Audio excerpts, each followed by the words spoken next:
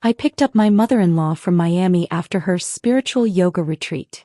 She bragged about blowing $82,000 on spas and jewelry, all charged to my card. I smiled. What she didn't know. I had already reported the card stolen.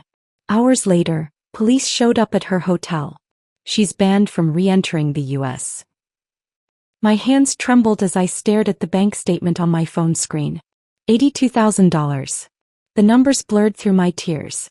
Behind me, our workshop hummed with the sound of saws and sanders, 15 people whose paychecks depended on me doing the right thing. My mother-in-law's text lit up my screen. The spiritual energy in Miami is transformative. So grateful you could help with my journey, sweetie. Attached was a selfie. Delaney beaming beside a display case of diamond jewelry, her freshly massaged face glowing with expensive serums. I zoomed in on the price tag visible in the reflection of the glass. $14,000 for the bracelet on her wrist. The same bracelet she'd charged to our business account. The account that needed to cover payroll tomorrow. In that moment, 7 years of excuses and justifications shattered. I knew what I had to do. If you've ever had to choose between peace and truth in a relationship, this story is for you. Subscribe now. It's free and helps our channel grow. Now, let's see what happens when Noelle finally stands up to her manipulative mother-in-law. Holden and I built Restoration Revival from nothing but sawdust and dreams. We met at an estate sale where we both reached for the same weathered shaker side table. Instead of competing, Holden suggested we restore it together. I still remember his hands, strong but gentle, sanding down decades of neglect to reveal the beauty beneath.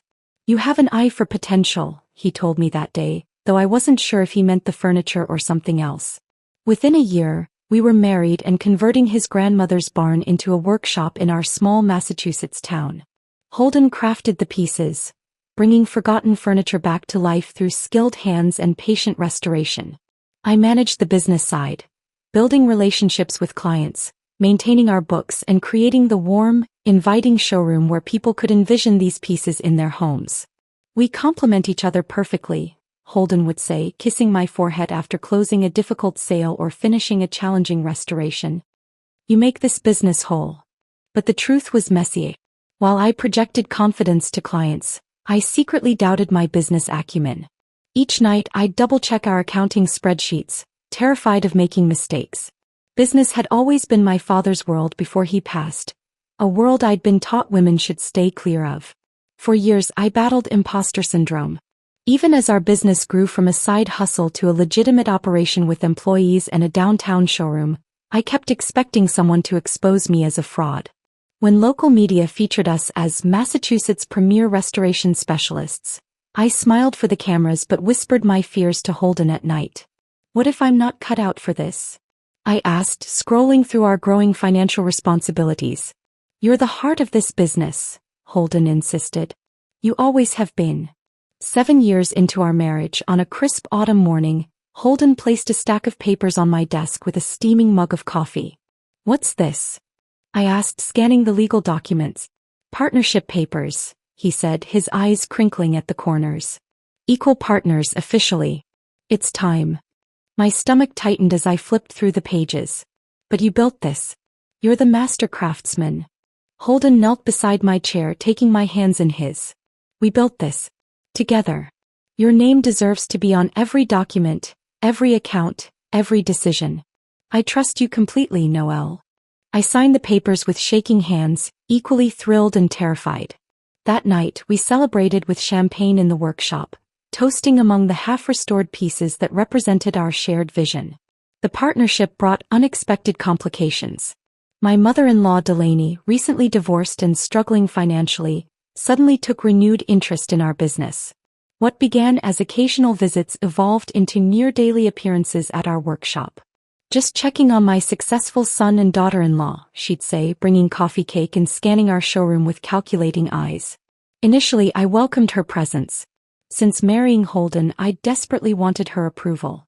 Her son was her world, and I often felt measured against impossible standards. Now, as a business partner, I thought I could finally prove my worth. Delaney quickly positioned herself as an unofficial consultant.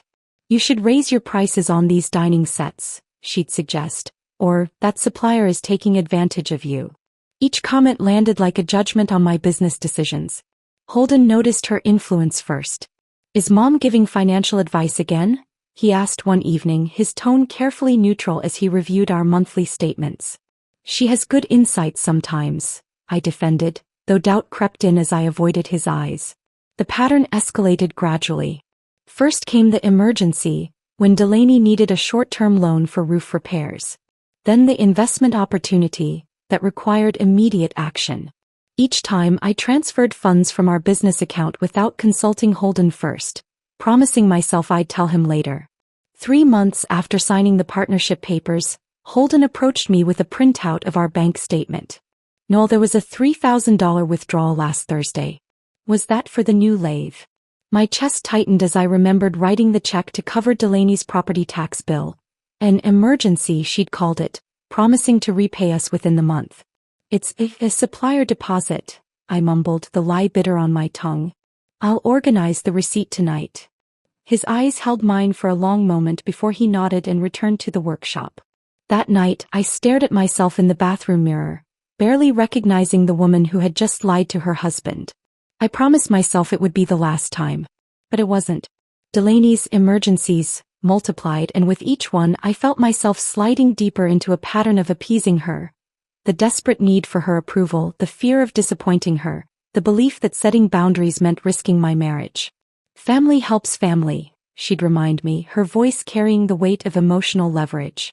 "Holden understands that. He's always been such a devoted son." The implied comparison was clear. If I truly loved Holden, I would help his mother without question. Each time I considered confronting her, I remembered the family photo albums she'd shown me. Decades of holidays and celebrations where Holden's ex-girlfriends appeared briefly before disappearing from the narrative. The unspoken threat. I could be replaced in the story too. Last Christmas, Delaney had cornered me in the kitchen while I prepared dinner. "Holden's always had a soft spot for Janet Miller," she mused, referring to his high school sweetheart. "Did you know she's divorced now? Such a shame. She always understood our family dynamics." That night, I transferred another $1,500 for her unexpected medical expense without question.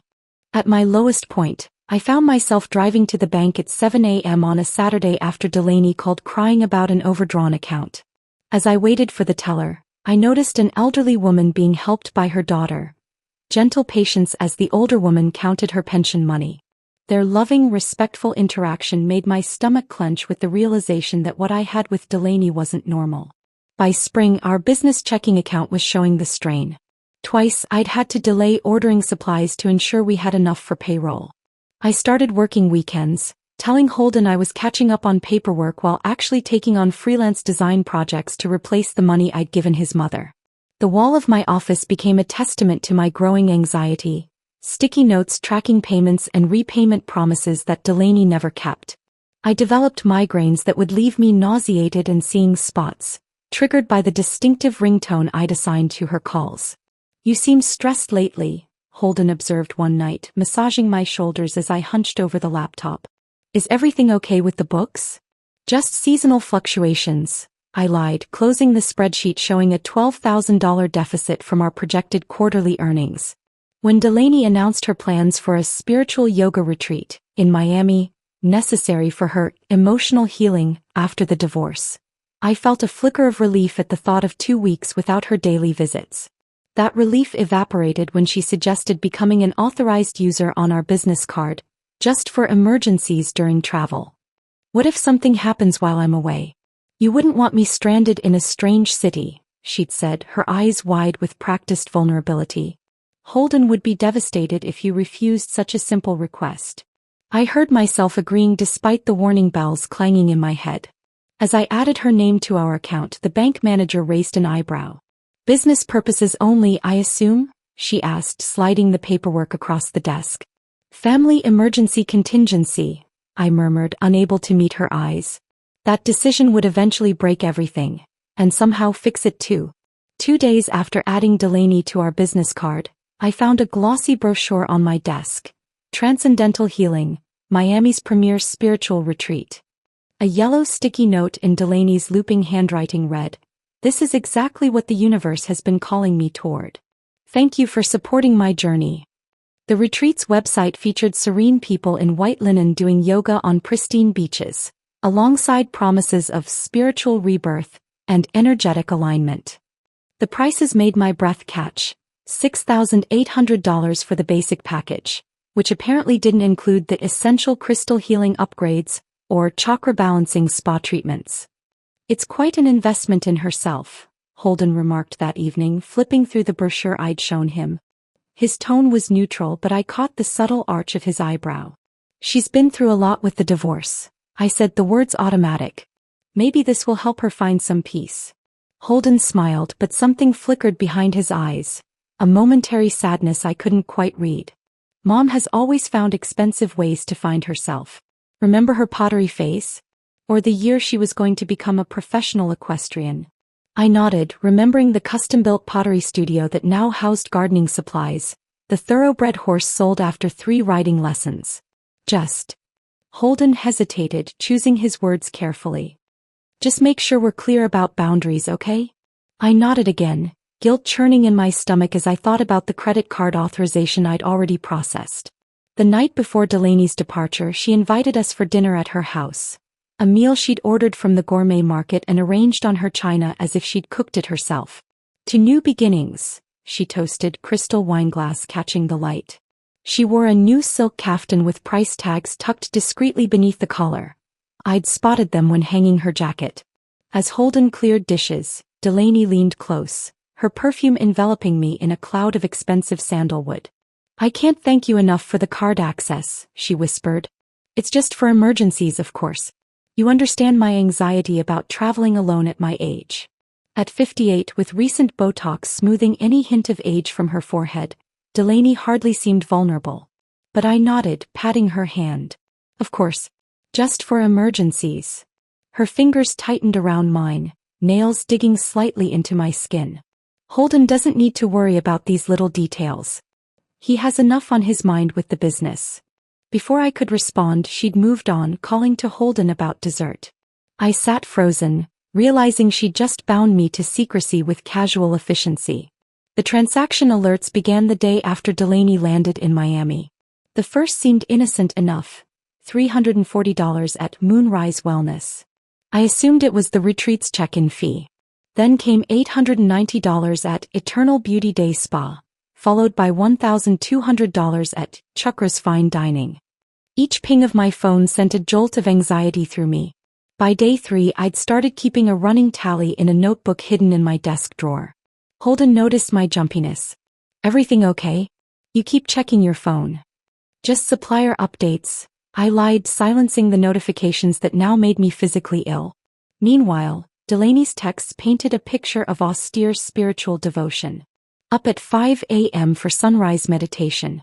My heart is so open to the universe's abundance. Fasting today to purify my energy field. Sending healing vibrations to you both. Learning to detach from material possessions. So freeing. Each message arrived ironically timed.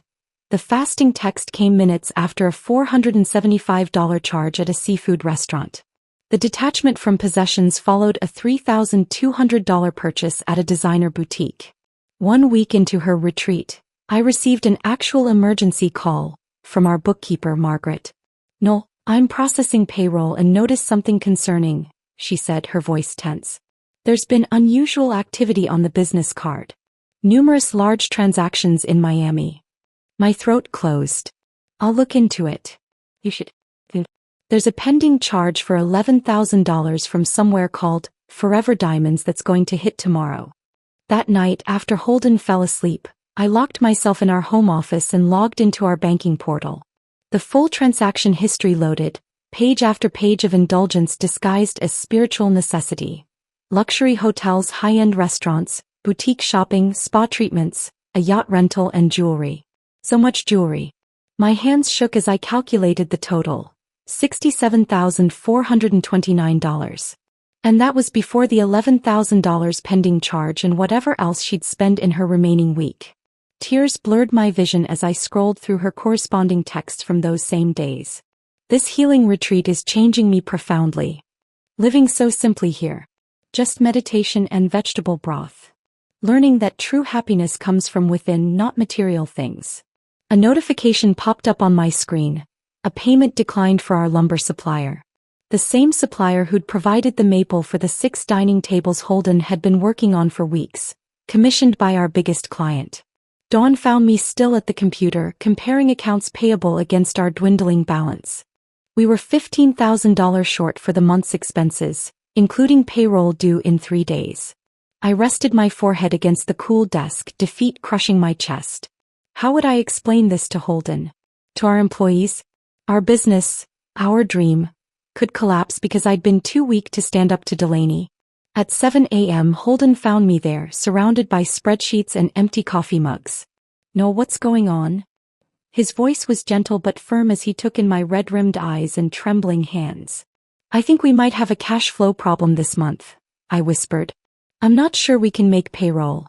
The concern in his eyes broke me further. This man who trusted me completely was about to discover how thoroughly I'd betrayed that trust. "Let me help," he said, pulling up a chair. "We'll figure it out together."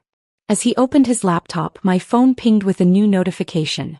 Not an alert this time, but a text from Delaney with an attached photo. "Found the perfect souvenir to remember my spiritual journey. The jeweler says diamonds hold positive energy. Isn't it stunning?" The image showed her wrist adorned with a diamond tennis bracelet, price tag visible in the background. $14,000. The same amount we needed to cover payroll for 15 people who depended on us. Beside me, Holden was methodically reviewing our accounts, looking for a solution to a problem he didn't yet understand was entirely preventable. His dedication, his unwavering trust in our partnership, cracked something open inside me. I gazed at the diamond bracelet glittering on my mother-in-law's wrist, bought with our money while our employees' livelihoods hung in the balance, and felt something shift permanently in my soul. Some spiritual awakenings come through meditation and fasting. Mine arrived in the harsh light of a home office at 7 a.m., faced with the consequences of enabling someone who would sink our ship without a second thought. I knew what I had to do. And for the first time since I'd met Delaney, I was no longer afraid to do it. After discovering the diamond bracelet photo, I closed my laptop and told Holden I needed fresh air to think. Walking through our neighborhood that morning, each familiar house and tree seemed different somehow, as if overnight my world had shifted on its axis. My phone buzzed continuously with more transaction alerts, but I couldn't bear to look. Instead, I found myself at Riverside Park, sitting on the same bench where Holden had proposed 8 years earlier. I remembered his earnest face as he promised to build a life with me, a promise he'd kept faithfully while I had been quietly undermining our foundation. The morning fog hung over the river, obscuring the opposite bank. An apt metaphor for my situation. I could see where I stood clearly enough, but the path forward remained shrouded. My options seemed impossible: protect our employees and business but betray Delaney, or protect Delaney but risk everything we'd built. For 3 days I barely slept. I'd lie beside Holden, listening to his steady breathing, envying the peace of his unknowing. During the day, I moved through the workshop like a ghost, smiling mechanically at our craftspeople. Tomas with 3 children at home, Jenna saving for graduate school, Mark supporting his elderly parents. 15 people who trusted us with their livelihoods. On the 3rd sleepless night, I slipped out of bed at 2 a.m. and drove to our workshop. Using my key, I entered the darkened space, breathing in the comforting scent of sawdust and varnish. I flipped on my office light and pulled out the financial records I'd been too afraid to face. Not just recent statements, but 3 years of transactions, invoices, and tax documents. 4 hours, I created a timeline, tracing Delaney's influence through our accounts. The emergency home repair that coincided with her luxury cruise booking. The investment opportunity that matched her new car purchase. The medical bill assistance that aligned perfectly with her cosmetic procedure. A pattern emerged, each withdrawal following the same emotional manipulation, each repayment promise broken. The total made me physically ill. $167,435 over 3 years. Nearly a third of our business's hard-earned profits, siphoned away by a woman who saw us as nothing but a convenient ATM. Dawn broke as I finished my analysis. As sunlight streamed through the workshop windows, illuminating the half-finished projects that represented our clients' trust and our employees' skills, clarity finally came. This wasn't just about money, it was about respect, boundaries and accountability. I called our bank's fraud department at 8:01 a.m., the moment they opened. "I need to report unauthorized charges on my business credit card," I said, voice steadier than I expected. "Can you verify when your card was lost or stolen?" the representative asked. The question gave me pause. The card hadn't been stolen in the traditional sense. I had willingly, if foolishly, authorized Delaney's access. But looking deeper, something had been stolen. My agency, my boundaries, my self-respect. 2 weeks ago, I answered, the decision cementing itself with each word. The authorized user is making purchases outside the agreed scope. The process was methodical, reviewing charges, verifying details, arranging for replacement cards. When asked if I wanted to press charges if the unauthorized user was identified, I hesitated only briefly. "Yes," I said finally.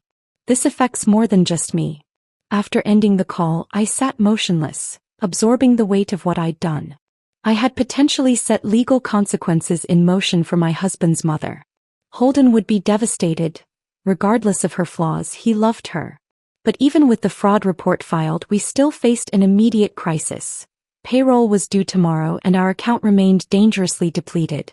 I drove home in a daze, passing the antique jewelry store where I'd recently had my grandmother's heirloom pieces appraised for insurance. The open sign had just been turned on. I pulled over without conscious decision and walked in, the little bell above the door announcing my arrival. "Mrs. Holden," Mr. Vartanian greeted me, remembering from my previous visit. "Here to pick up your appraisal documents?" "No," I said quietly. "I'm here to sell." His expression softened with understanding. Many family businesses faced cash flow emergencies. He'd seen that look before.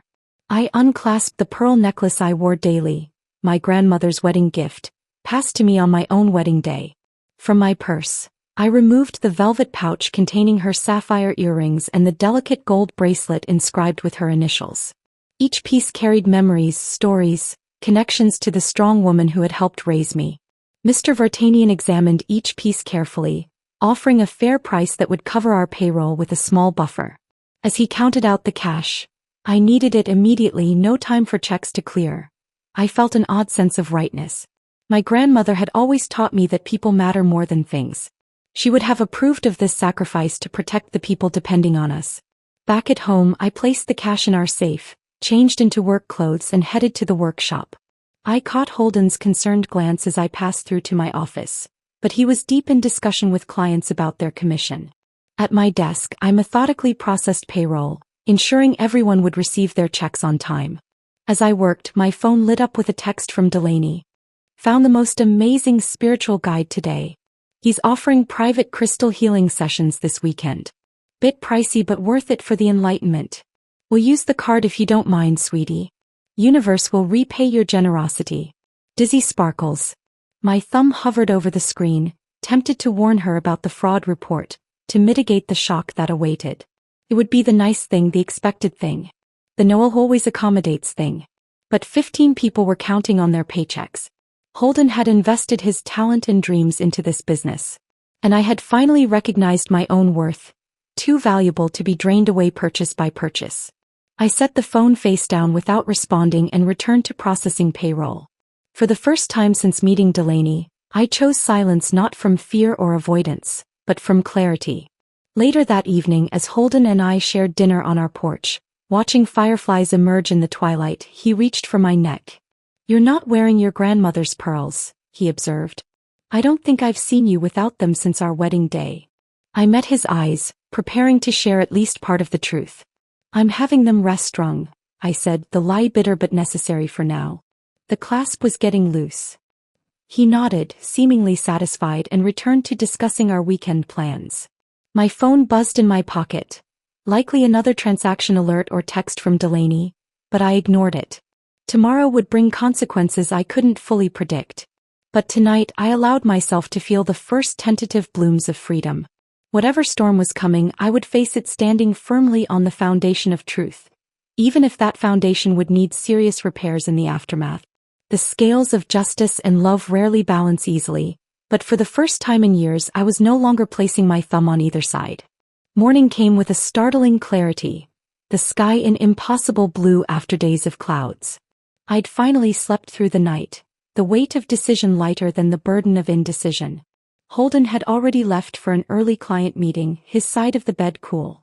I stretched, reaching for my phone to check the time, and found 17 missed calls from Delaney. Before I could process this, the phone erupted in my hand, her name flashing on the screen like a warning. Taking a deep breath, I answered. Noelle? Noelle. Her voice wasn't its usual controlled purr but high-pitched, frantic. Something's happened.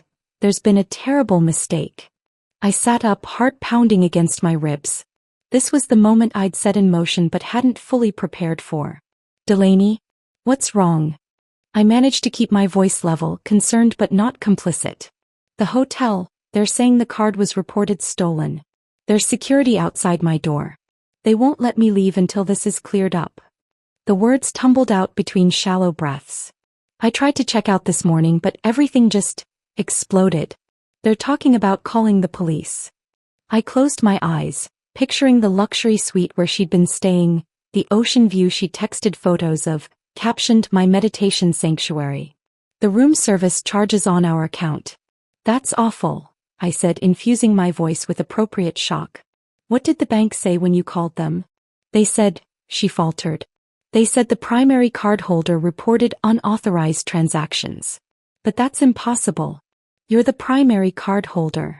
A beat of silence hung between us as the implication settled. Noelle. Her voice hardened slightly. Did you do this?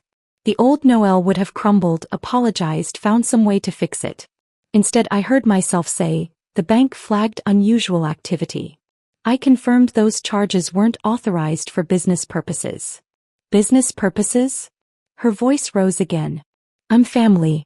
This was for my wellness retreat. You told me I could use it for emergencies. Was the diamond bracelet an emergency, Delaney? The line went so quiet I thought she'd hung up. I don't know what you're talking about, she finally said, but the tremor in her voice betrayed her. $14,000 at Forever Diamonds. The same day I had to scramble to make payroll for 15 people. My calm surprised me, not cold or cruel, simply factual. This is ridiculous, she sputtered. Where's Holden? Put Holden on the phone right now. He's at a client meeting. He doesn't know about this yet.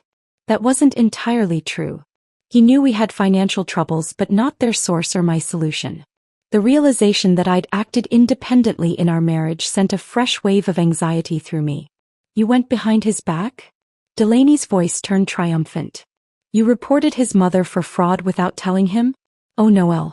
When he finds out what you've done. The implied threat hung between us. She would tell him first, paint me as the villain. I need to go, I said quietly. I hope you can sort things out with the hotel. Noel, don't you dare hang up. You need to call the bank right now and tell them this was all a mistake. Noelle. I ended the call, hands shaking but resolve intact. Within minutes, my phone lit up with texts. Fix this immediately. Holden will never forgive you. I'm being treated like a criminal. This will destroy your marriage. I silenced the notifications and headed to the workshop. Whatever happened next, I needed to be at my desk when it unfolded. The morning passed in a blur. I processed invoices mechanically, signed for deliveries, confirmed appointments. Our employees sensed something was off but respectfully maintained distance from my closed office door. At noon, my desk phone rang, the front desk announcing Holden's arrival with lunch. He entered carrying a brown paper bag from our favorite sandwich shop, concern etched on his face. I've been trying to reach you all morning, he said, setting the food down. Your phone's going straight to voicemail. Sorry, I murmured. It's been a complicated day. Before I could continue, his phone buzzed. He glanced at the screen, frowning. It's from the bank. Something about a fraud alert on our business account. The moment of truth had arrived sooner than expected. I watched his expression shift as he read the notification, confusion to shock to something unreadable. Noelle, he said carefully, setting his phone down. Did you report Mom's card as stolen? The question hung in the air between us. I nodded, unable to find words that wouldn't sound defensive or accusatory. To my surprise, he sank into the chair across from my desk and simply asked, why? That single word, not angry, not accusatory, but genuinely seeking understanding, broke the dam I'd built around the truth. She spent over $80,000 in 2 weeks, Holden. That's on top of nearly $170,000 over the past 3 years. My voice strengthened as I continued. I sold my grandmother's jewelry yesterday to make payroll. I've been covering her emergencies for years by taking on freelance work and lying to you about our finances. His face paled. That's not possible. Mom wouldn't. I opened my desk drawer and withdrew the folder containing my financial investigation. Every transaction highlighted, every correlation to Delaney's convenient emergencies documented. Silently, I slid it across the desk. As Holden reviewed the evidence, my computer pinged with an incoming email. The subject line caught my attention. Action required. Attempted password reset business loan account. I opened it, stomach sinking. Someone had attempted to access our business loan portal using my credentials. The IP address traced to Miami. She's trying to access our loans now, I said quietly, turning the screen toward Holden. Using my information. His hands trembled slightly as he set down the financial records and examined the email. Something shifted in his expression. The last threads of denial giving way to painful recognition. She's done this before, he said so softly I almost missed it. With my dad before the divorce. With my sister's college fund. I just never thought. Tears filled my eyes as the weight of years of deception crashed over me. I'm so sorry, Holden. I should have told you. I was afraid. Afraid you'd think I was attacking her, afraid of coming between you. I kept thinking I could handle it, fix it without hurting you. Holden reached across the desk, taking my hand in his. No, he said firmly. I'm sorry I didn't see what was happening. That you felt you had to protect me from the truth. The office phone rang shrilly, interrupting our moment. I answered on speakerphone. Mrs. Holden? A formal, unfamiliar voice. This is Officer Rivera with Miami-Dade Police Department.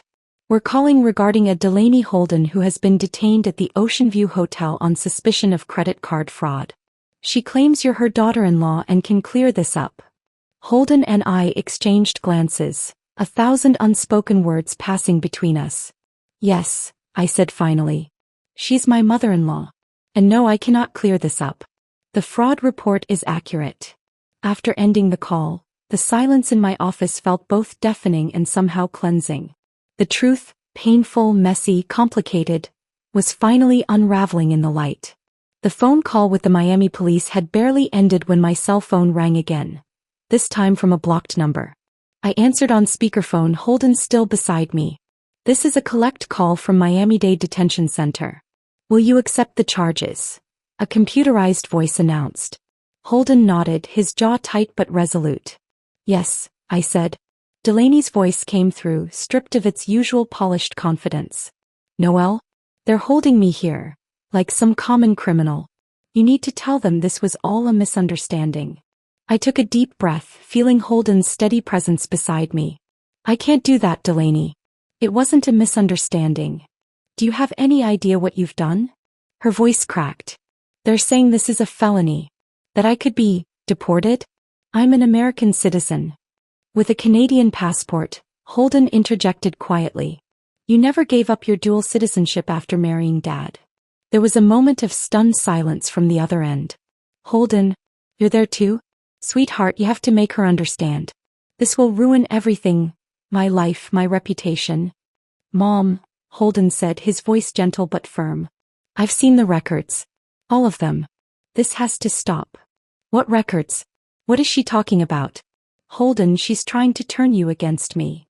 Delaney's voice rose, that familiar manipulation slipping back in despite her circumstances. No more, Mom.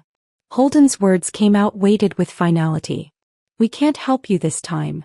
The call ended soon after, with Delaney cycling through threats, tears, and finally cold silence. As I set the phone down, my hands were surprisingly steady. The worst had happened, and yet the world hadn't ended. Something like peace settled over me. Not happiness exactly, but the quiet certainty of having finally chosen truth over comfort. 3 days later, we received official notification that Delaney had been processed through the immigration court. As a Canadian citizen who had committed credit card fraud exceeding $10,000, she was deemed inadmissible to the United States for 10 years. She had been escorted to the Canadian border with only her personal belongings. She has family in Toronto, Holden said quietly as we sat on our porch swing that evening, the notification letter between us. My aunt will help her get settled. I searched his face in the fading light. Are you okay? His smile was sad but genuine. Not entirely. But I will be. He took my hand, his thumb tracing circles on my palm. She's been doing this her whole life, Noelle. Using people, taking what isn't hers. I just never wanted to see it. The email started 2 days later. Lengthy, emotional appeals from Delaney describing her humiliation and abandonment. Each message calculated to maximize guilt, to paint herself as the victim of cruel circumstances rather than the architect of her own downfall. I forwarded them to Holden without reading past the subject lines. Together we created a special folder where they would automatically be filed, not deleted, but not allowed to interrupt our healing either. We might need them someday, Holden explained, if she tries to contact the business or our employees. That practical concern led to our first major post-Delaney project, restructuring our entire business operation. We hired a certified financial advisor who specialized in small businesses, explaining our situation with unexpected ease. The shame I'd anticipated didn't materialize. Instead, I felt something like pride in taking concrete steps to protect what we'd built. You'd be surprised how common family financial entanglement is, our advisor Miriam assured us. But not everyone has the courage to address it directly. Together, we implemented a comprehensive system of checks and balances, requiring dual authorization for purchases over a certain amount, establishing clear policies for business expenses, creating separate personal and business accounts with appropriate barriers. The workshop walls soon featured a large whiteboard tracking our financial goals and progress, transparency becoming our new normal. One unexpected outcome of the Delaney situation emerged on a rainy Tuesday 3 weeks later. Holden received an email from his younger brother Ian, whom I'd met only once at our wedding 7 years ago. He wants to meet for coffee, Holden said, surprise evident in his voice. Says he heard about Mom from Aunt Susan. The meeting extended from a quick coffee to a 3-hour conversation. Ian arrived with his sister, Grace, both initially cautious but increasingly animated as Holden shared our experience. She drained my college fund when I was 19, Grace revealed, her fingers tight around her mug. Claimed she was investing it for me. When I confronted her, she told everyone I was ungrateful and troubled. I stopped trying to explain after a while. Ian nodded. With me, it was the small business loan I qualified for. She convinced me to add her to the account for emergency oversight, since she had so much business experience. 3 months later, the money was gone and so was she. The siblings exchanged contact information before leaving, with plans for a proper dinner soon. Watching Holden hug his sister goodbye, awkward but genuine, I felt a bittersweet happiness. Delaney's financial manipulation had cost us much, but her absence was allowing broken family bonds to heal. At home that night, I found Holden sitting on our bedroom floor, surrounded by old photo albums I'd never seen before. My dad sent these, he explained, making room for me beside him. Said it was time I had them. Together we flipped through images of a younger Holden with his siblings, building sandcastles, riding bikes, making silly faces at the camera. In most photos their father was present, but Delaney appeared infrequently, often at the edges, immaculately dressed and somehow separate from the family's casual joy. I always thought Dad took these memories in the divorce, Holden said quietly. But he says Mom refused to have them in her house. Said they didn't match her decor. I leaned my head against his shoulder, understanding hitting me with sudden clarity. She didn't want reminders of a life she couldn't control. 6 months after Delaney's deportation, our business was thriving. The financial boundaries we'd established had not only protected us from external manipulation but had improved our operational efficiency.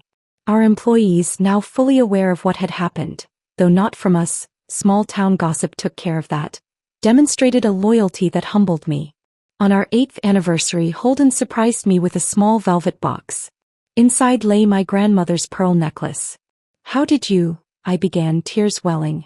Mr. Vartanian called me the day after you sold it, Holden explained, fastening it around my neck.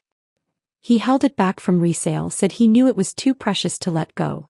I've been making payments on it for months. That night, standing in our bedroom mirror, I studied my reflection. The pearls at my throat, the woman I had become. I no longer saw the anxious people-pleaser who had allowed herself to be manipulated, nor did I see a villain who had reported family for fraud. Instead, I recognized someone stronger than she'd known, braver than she'd believed, capable of both compassion and boundaries. No regrets? Holden asked, meeting my eyes in the mirror. Not one, I answered truthfully. The path had been painful, but the foundation beneath us now, built on honesty, mutual respect, and hard-earned wisdom, was unshakable. If this story of standing firm against manipulation resonated with you, consider subscribing for more tales of courage and transformation. Your support helps us share these stories that remind us we're never alone in our struggles. Thank you for being part of our journey. After 18 years of marriage, I found a box of love letters in his closet. All dated this year, none addressed to me. I read every word. Next morning, he found them spread across the breakfast table, next to his coffee, and a note that changed everything. The passport folder should have been right there on the top shelf. Christopher always kept our important documents in the same burgundy leather folder. Birth certificates, marriage license, social security cards, and those 2 navy blue passports we'd used for our anniversary trip to Italy 3 years ago. Our weekend getaway to the mountains was supposed to be spontaneous, romantic even. Just the two of us, no phones, no distractions. I was excited, humming while I rifled through our walk-in closet. But the folder wasn't where it belonged. I pushed aside Christopher's winter coats, the heavy wool one I'd bought him last Christmas still smelling faintly of his cologne. Behind the thick fabric, my fingers brushed against something unexpected, smooth, polished wood. A box I'd never seen before, roughly the size of a shoebox but crafted from what looked like cherry wood, with delicate brass hinges that caught the overhead light. My heart began to race, though I couldn't explain why. Something about the way it was hidden, deliberately tucked behind the coats where I'd never think to look, sent a chill down my spine. The weight of it surprised me as I lifted it out. Heavier than expected, substantial.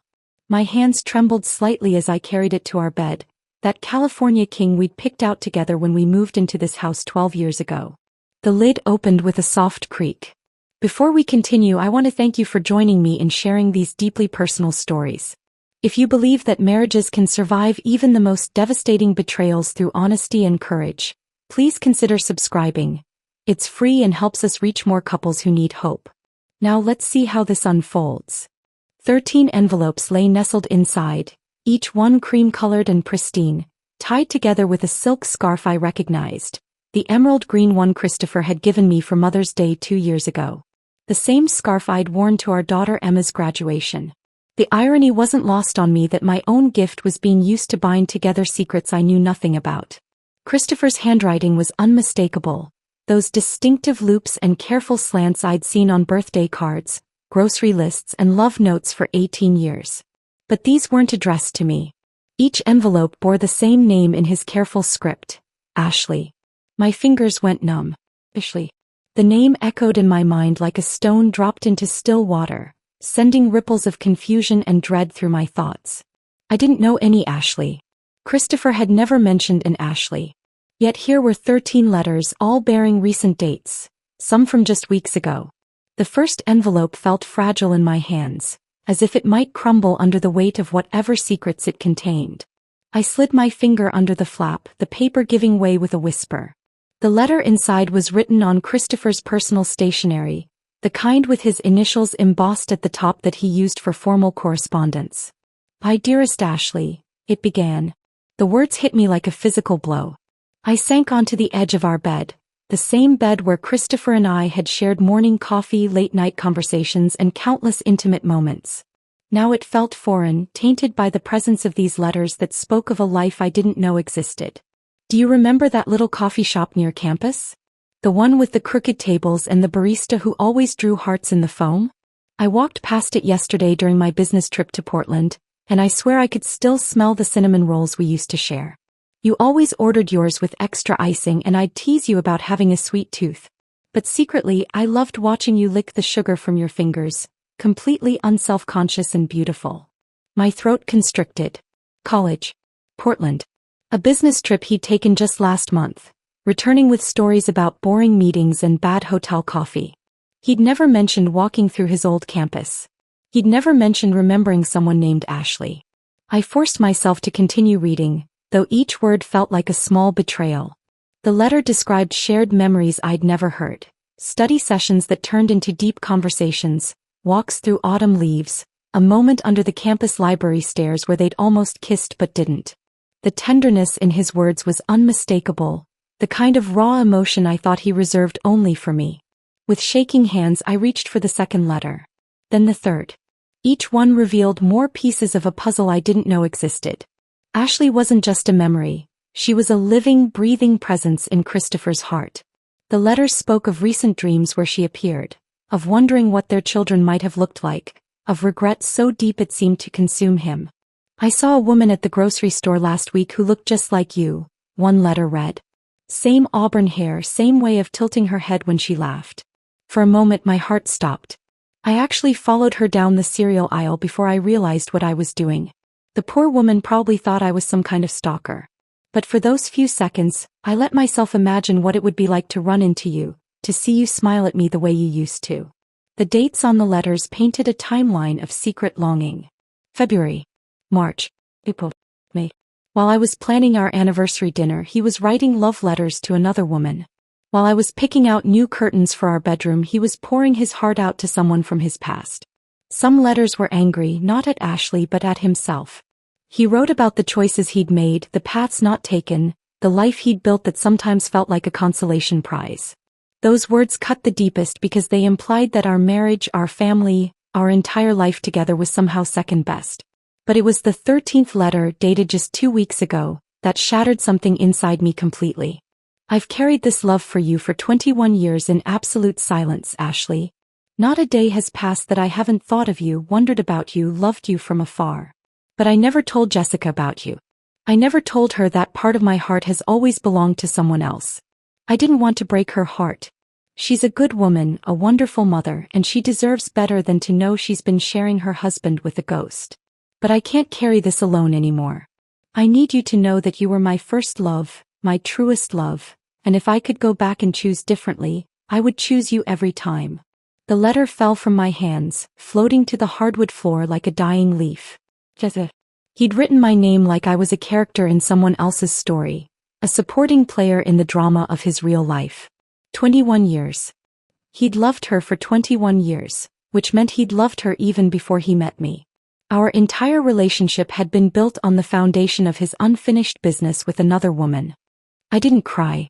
The hurt was too deep for tears, too complete for any normal emotional response.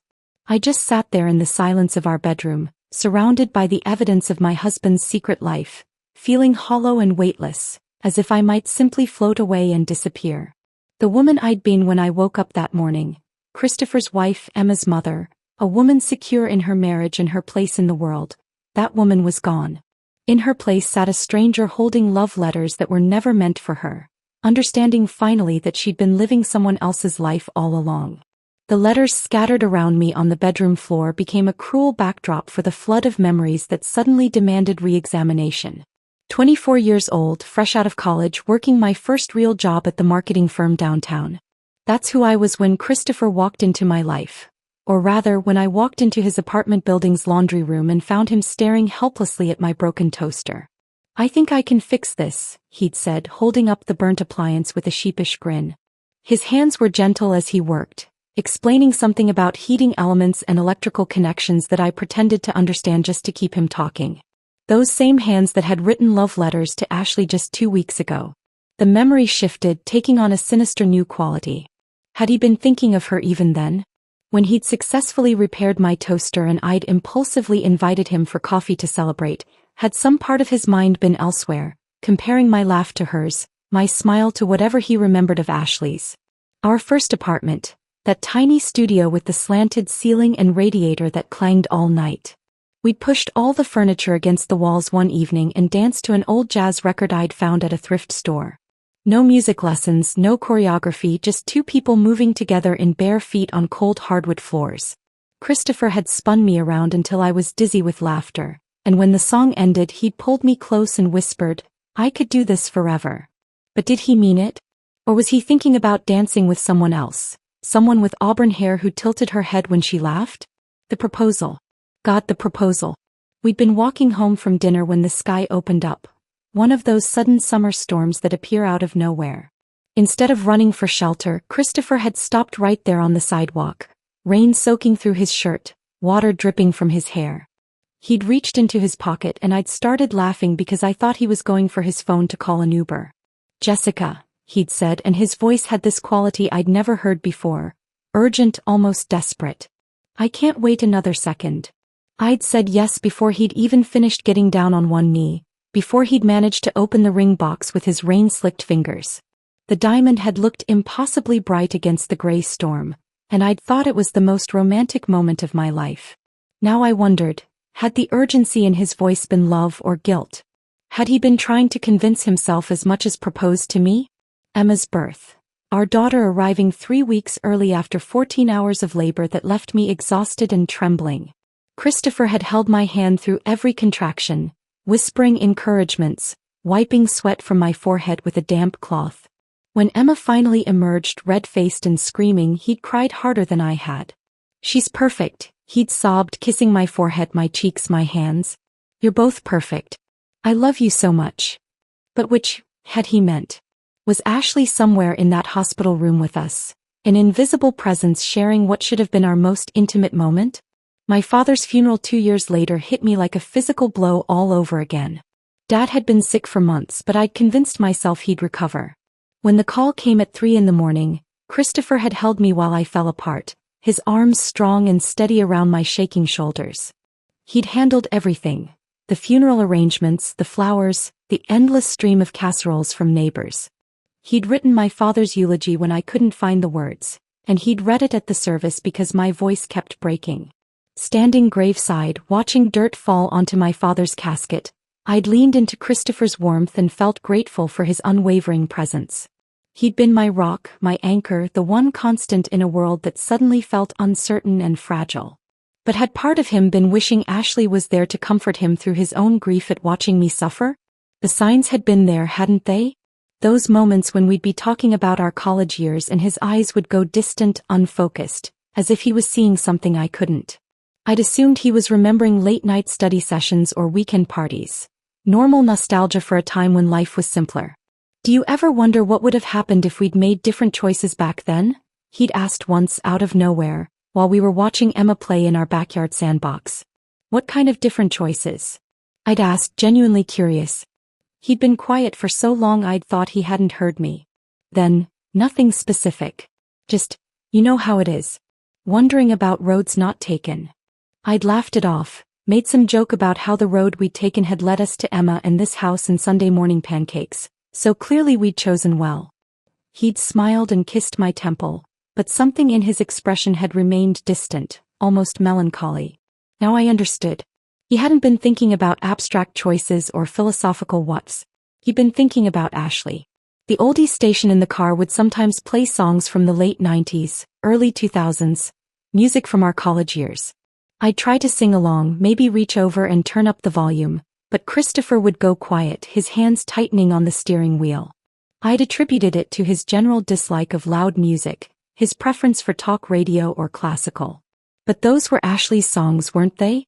The soundtrack to whatever romance had played out between them while I was living my own oblivious college life across the country.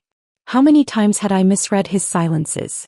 How many moments of what I'd thought was contentment had actually been him fighting memories of someone else? When he'd stare out the kitchen window while I made dinner, was he seeing our garden, or was he seeing Ashley's face? The cruelest realization was that Christopher had been a good husband. He'd never missed an anniversary, never forgotten a birthday. He'd brought me flowers every Friday for the first 5 years of our marriage just because. He'd rubbed my feet when I was pregnant, gotten up for midnight feedings without complaint, taught Emma to ride a bike and helped her with algebra homework and walked her to the bus stop every morning until she decided she was too old for parental escorts. But had it all been an elaborate performance? A carefully constructed life built to bury his real feelings? Or, and this possibility terrified me more, had he genuinely loved me while simultaneously loving someone else, compartmentalizing his heart in ways I couldn't fathom? The worst part was the uncertainty. I could handle betrayal, even emotional infidelity, if I understood its dimensions. But this felt like trying to solve a puzzle where half the pieces were missing. Had our entire marriage been authentic, just incomplete? Or had I been living with a stranger who'd gotten very good at pretending? The woman staring back at me from our bedroom mirror looked hollow-eyed and lost, holding the fragments of a life that might have been built on sand. Everything I'd thought I knew, about Christopher, about us, about the story of our love, suddenly felt as fragile and uncertain as those letters scattered across our floor. The hollowness followed me into a restless sleep, and I woke at 4:47 a.m. with the kind of clarity that only comes from emotional exhaustion. The house felt different in the pre-dawn darkness, smaller somehow, as if the walls had contracted around secrets I could no longer ignore. Christopher slept beside me, his breathing steady and untroubled, one arm flung across the space where I usually curled against his chest. I slipped out of bed without disturbing him, my bare feet silent on the hardwood floors. The morning routine felt automatic. Fill the coffee maker, measure the grounds, set the timer. But every familiar motion carried new weight. This was the same kitchen where we'd shared thousands of breakfasts, where Emma had eaten her first solid food, where Christopher had surprised me with birthday cake at midnight 3 years running.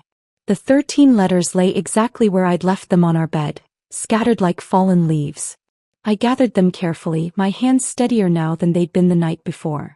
Each envelope felt lighter somehow, as if reading them had drained away their power to shock me.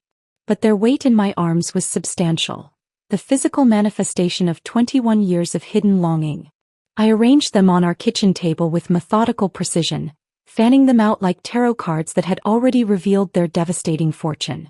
The cream-colored paper caught the under-cabinet lighting, and Christopher's careful handwriting seemed to glow in the semi-darkness. Ashley, Ashley, Ashley. Her name repeated across the envelopes like an incantation.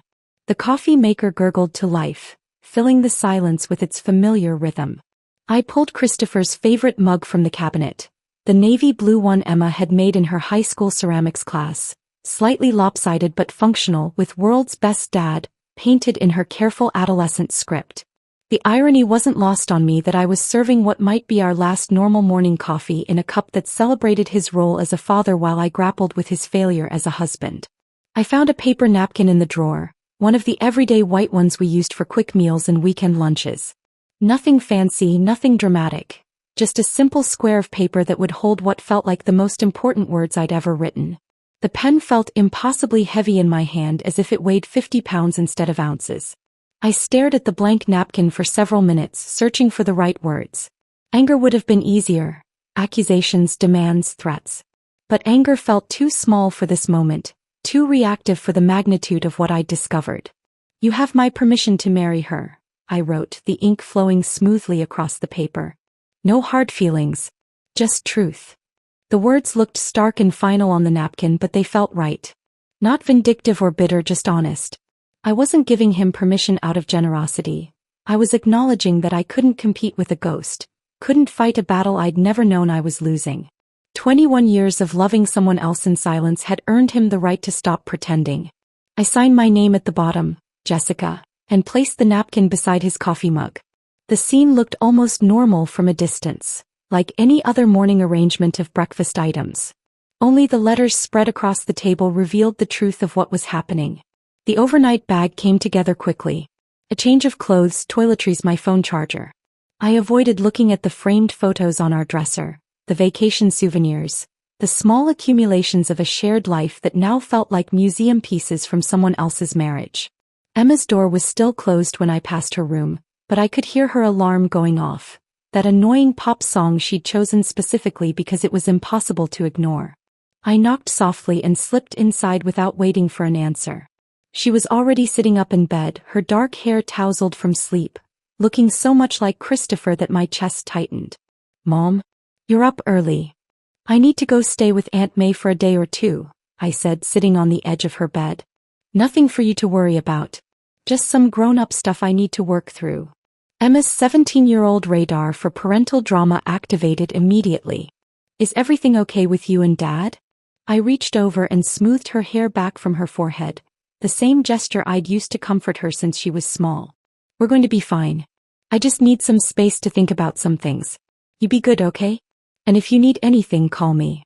She nodded, but I could see the questions in her eyes, the worry that came from being old enough to sense when something was seriously wrong but young enough to feel powerless to fix it. I hugged her longer than usual, breathing in the familiar scent of her shampoo, trying to memorize the feeling of being needed by someone who loved me without conditions or complications. The drive to May's house took 15 minutes through empty suburban streets.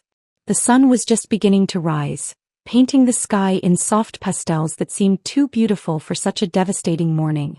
I parked in her driveway and sat for a moment, staring at the house where my sister had built her own version of domestic happiness, different from mine but equally real, equally fragile. May opened the door before I could knock, as if she'd been waiting for me. She was already dressed despite the early hour, her graying hair pulled back in a practical ponytail, her eyes alert with concern. "Coffee?" she asked, stepping aside to let me in. "I just made some for Christopher," I said, then felt the bitter irony of those words. The coffee I'd made to accompany his discovery of my note, his realization that I knew about Ashley, his recognition that our marriage had just shifted into unknown territory. May nodded and disappeared into her kitchen, returning with a steaming mug of tea instead. Earl Grey with a slice of lemon, exactly how she'd made it for me during every crisis since we were children. She set it on the coffee table beside her couch and settled into the opposite chair, waiting. That's who May had always been. The sister who didn't need explanations, who created space for whatever needed to happen.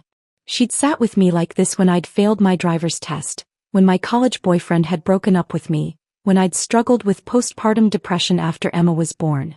Never pushing, never demanding details, just present and steady and unshakable. I spent the morning staring at the photographs covering her mantle, family pictures spanning decades, including several of Christopher and me from happier times. Our wedding day, Emma's baptism, last Christmas morning with everyone gathered around May's tree. In one photo from our honeymoon in Greece, Christopher and I were laughing at something off camera, our faces bright with the kind of joy that looked almost foreign to me now. I stood up and walked over to that particular frame, studying our younger selves. Had Ashley been in his thoughts even then, on our honeymoon, while we were discovering the ancient ruins of Santorini and making love in our hotel room overlooking the Aegean Sea? The question felt like a physical weight in my chest. Without thinking, I reached out and turned the frame face down on the mantle. The small action felt both petty and necessary, a tiny rebellion against the woman I used to be, the one who'd believed in fairy tales and forever promises and the fantasy that love was simple and pure and unconditional. May watched from her chair but said nothing, and I loved her for that silence, for understanding that some moments required witness rather than commentary. The afternoon stretched endlessly at May's house, each hour marked by the steady tick of her grandfather clock and the occasional murmur of neighbors going about their ordinary lives. I found myself checking my phone obsessively, though I wasn't sure what I expected. An angry call, desperate voicemails, radio silence. The uncertainty felt worse than any specific response would have. At 6:47 p.m. my phone buzzed. The message was shorter than I'd anticipated, lacking the elaborate explanations or frantic apologies I'd imagined. Just 17 words that somehow managed to acknowledge everything and nothing simultaneously. Love that never lived isn't love. It's longing. And you were never second place. I read it 3 times, then showed it to May without explanation. She adjusted her reading glasses, studied the screen, and handed it back with a slight nod that could have meant anything. "He's coming over," I said, though Christopher hadn't mentioned that in his text. Something about the tone, the careful choice of words, told me he wouldn't leave things hanging in digital space. He was the kind of man who needed to see faces, to gauge reactions, to finish difficult conversations in person. 20 minutes later, his truck pulled into May's driveway with the familiar rumble of an engine that needed new mufflers. I watched from behind her living room curtains as he sat in the cab for several minutes, hands still gripping the steering wheel, staring at the house like it might hold answers he wasn't sure he wanted to hear. When he finally knocked, May answered the door with the same calm efficiency she'd shown all day. "She's on the porch," I heard her say, followed by the sound of the screen door closing behind him. The porch swing had been May's addition when she'd bought this house 15 years ago. A wide wooden seat with faded blue cushions that had weathered countless seasons and family gatherings. Christopher approached it hesitantly, as if unsure whether he was welcome to sit beside me. "Hey, he asked, gesturing to the empty space. I nodded, not trusting my voice yet. The swing creaked under his weight, a sound I'd heard dozens of times during family barbecues and holiday visits, but tonight it felt loaded with significance. We sat in silence for several minutes, watching the sun set behind May's neighbor's oak tree, painting the sky in shades of orange and pink that seemed inappropriate for such a heavy moment. I found them this morning, he said finally. The letters, the note. I sat at that kitchen table for 2 hours just staring at your handwriting. His voice carried a quality I'd rarely heard. Vulnerability stripped of any attempt at control or explanation. No defensiveness, no immediate rush to justify or minimize what I'd discovered. The coffee got cold, he continued, a small smile flickering across his face. First time in 18 years I've let your coffee go to waste. Tell me about her, I said, surprising myself with the steadiness of my own voice. Not the Ashley from the letters. The real one. The one you knew.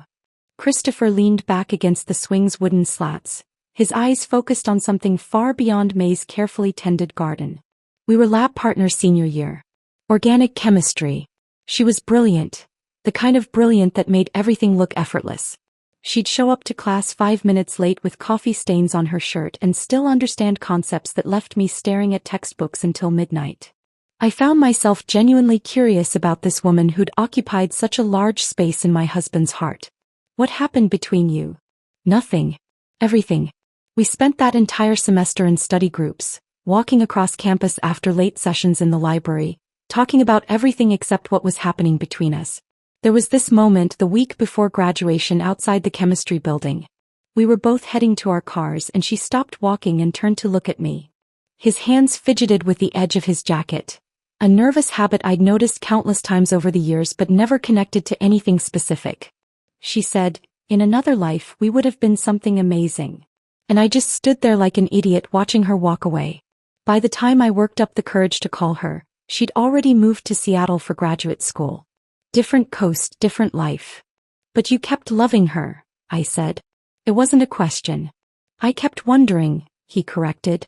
About timing, about chances not taken, about whether the biggest mistake of my life was letting her disappear without telling her how I felt. And then I met you 6 months later and you were so alive, so present, so real. Ashley became this ghost I carried, not because she was better than you, but because she was unfinished business. The honesty in his voice was almost painful to hear. I'd expected defensiveness, attempts to minimize his feelings for Ashley or maximize his feelings for me. Instead, he was offering something much more complex and difficult to process. Those letters, I said. Were you planning to send them? Christopher shook his head. They were therapy. My own pathetic way of trying to finally put her to rest. I thought if I could write down everything I'd never said, maybe I could stop carrying it around. The plan was to burn them once I'd gotten it all out. But you kept them instead. I kept them because burning them felt like erasing the only proof that those feelings had been real. And I wasn't ready to let go of being the man who'd loved 2 women, even if one of them never knew it. The question I'd been avoiding all day finally forced its way out. Was I ever enough? He turned to face me fully for the first time since sitting down, and I saw tears gathering in his eyes. Not the dramatic kind that accompany grand apologies, but the quiet kind that come with genuine grief. You were everything, he said, his voice breaking slightly. You were morning coffee and midnight fevers and Emma's first steps. You were real life, real love, real partnership. Ashley was a dream I never let myself wake up from. But dreams aren't life, Jessica. They're just longing dressed up in what-ifs. The tears came then, not the angry sobs I'd expected but something softer, more like relief. We sat in the growing darkness, the porch swing moving gently back and forth, while 18 years of marriage rearranged themselves in my mind. I don't know how to forgive this, I said eventually.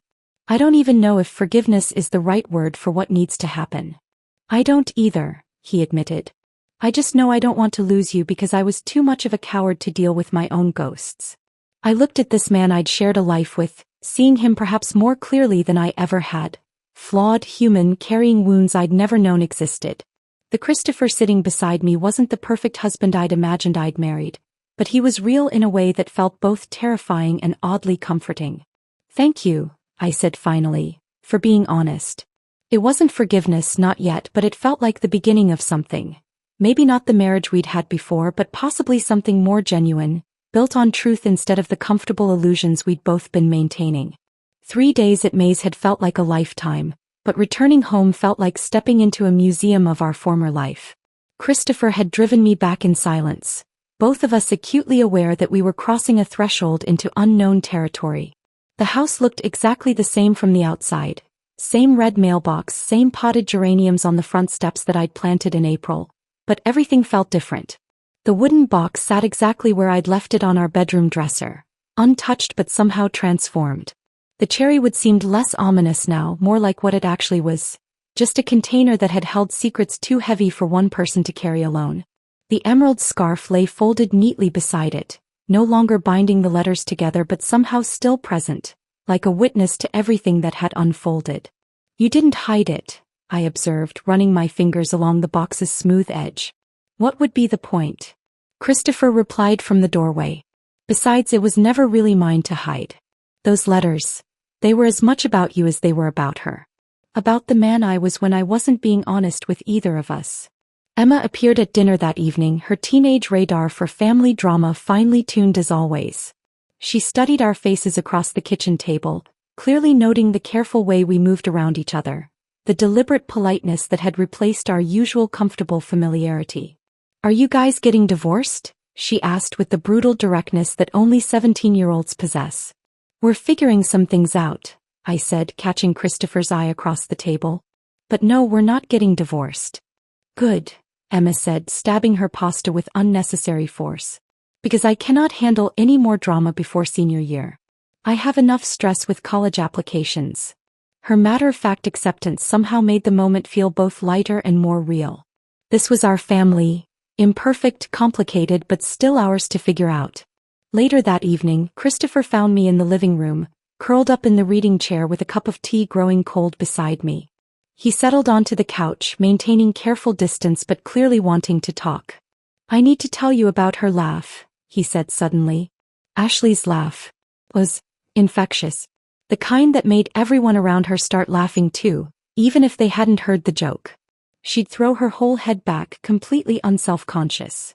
I felt a flicker of something that might have been jealousy but pushed it aside. "Tell me more." She read everything. Fiction, poetry, dense philosophy texts that she'd quote at random moments. Her favorite book was The Unbearable Lightness of Being. She carried a battered paperback copy everywhere. Said it reminded her that everything was both meaningful and meaningless at the same time. As he spoke, I found myself building a mental picture of this woman who'd inhabited such a large corner of my husband's heart.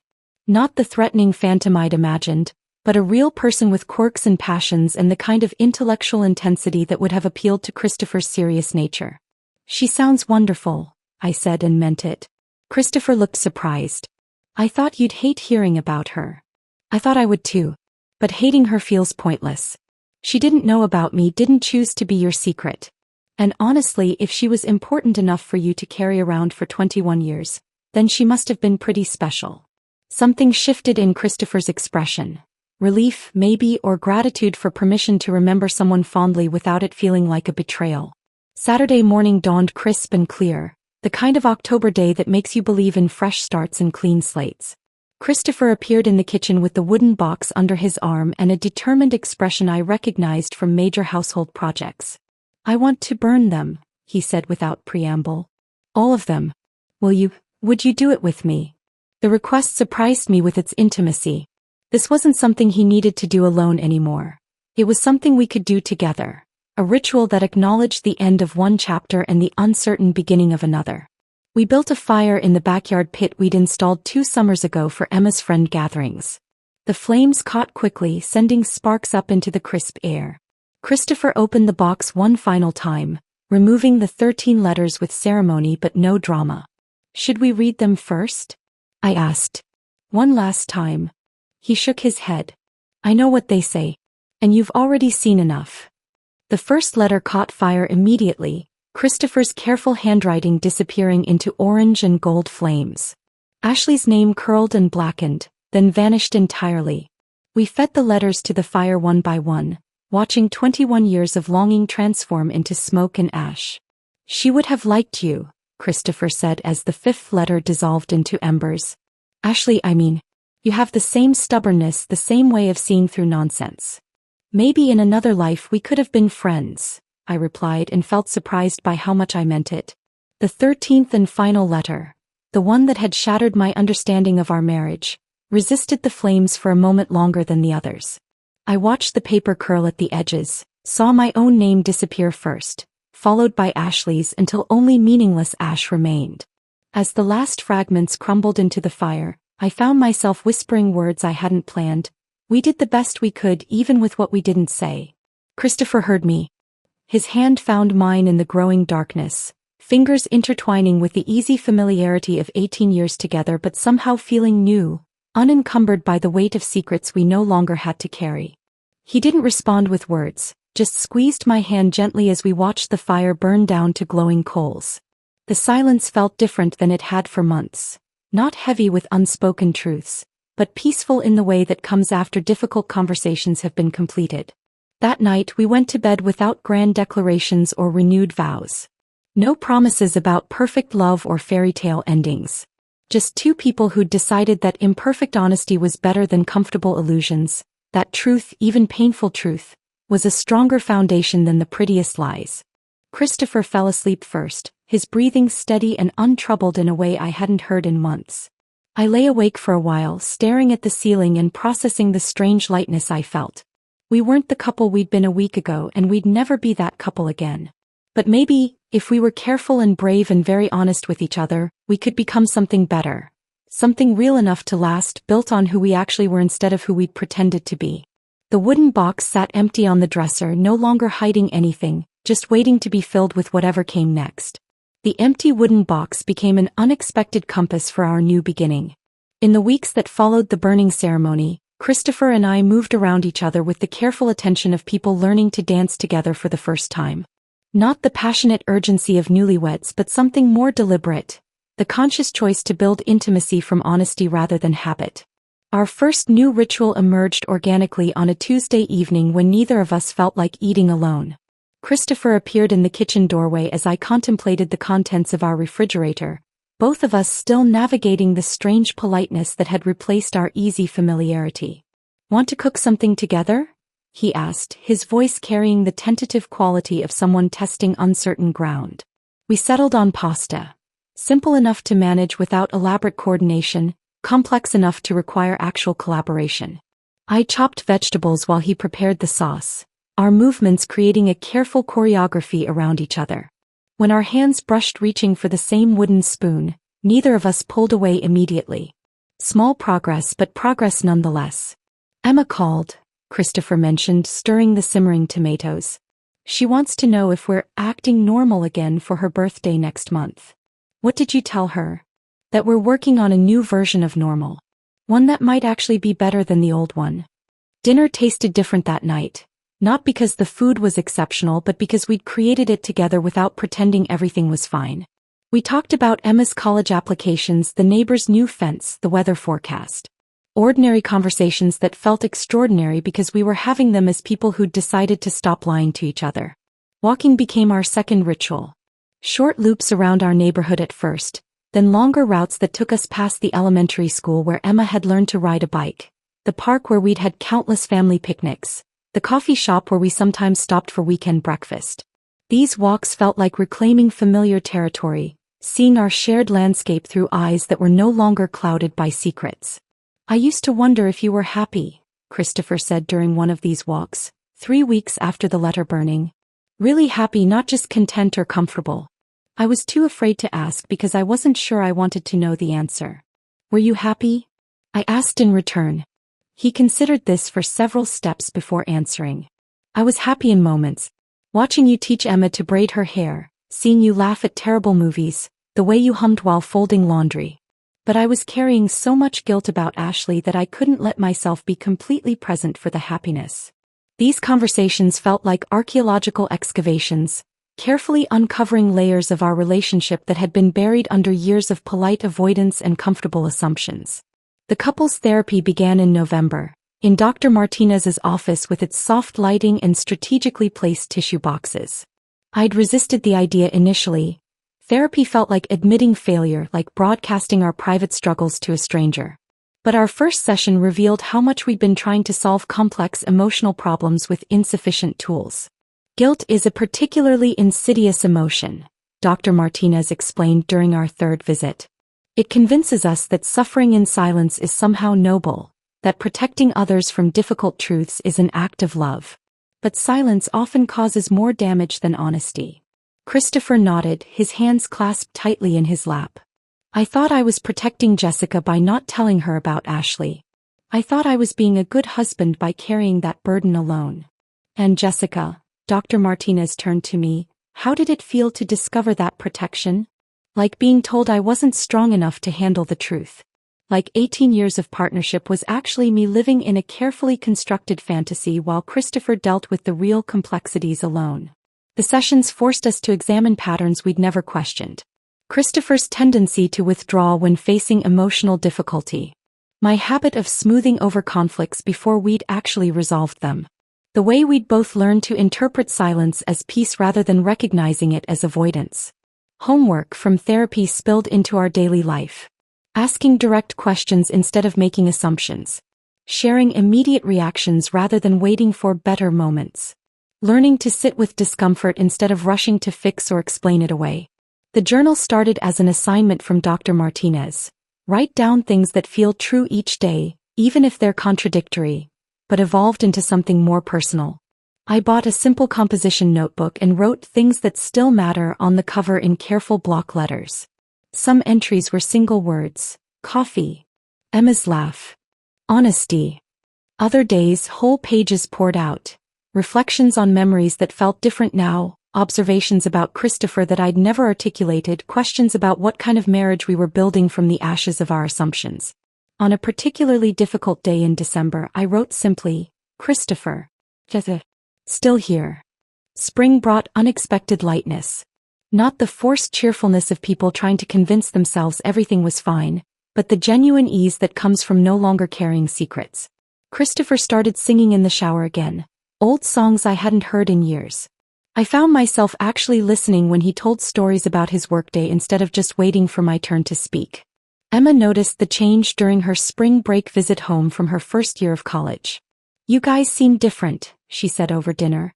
Like you actually like each other again. We're learning how, I replied, catching Christopher's eye across the table. Good, Emma said pragmatically. Because I was getting tired of feeling like I needed to be the family therapist every time I came home. The first family dinner we hosted after the crisis happened almost exactly 1 year later. A casual Sunday gathering with May, Emma, and Christopher's brother David and his family. I'd been nervous about it, wondering if our rebuilt foundation was strong enough to support the weight of normal family dynamics. But the afternoon unfolded with surprising naturalness. Christopher and David argued good-naturedly about football while helping me set the table. Emma played DJ from her phone, filling the house with music that spanned 3 generations of family favorites. May brought her famous apple pie in the kind of gentle presence that made everything feel possible. Remember when you used to make us dance in the living room after dinner? Emma asked while we cleared dessert plates. We still could, Christopher said, looking at me with raised eyebrows. So we did. Cleared the furniture to the sides of the room and danced to Emma's playlist while May clapped from her chair and David's kids giggled at the spectacle of adults being silly. Christopher spun me around like he had in our first apartment, but this time I wasn't dizzy with the intoxication of new love. I was steady with the deeper satisfaction of love that had survived crisis and chosen itself again.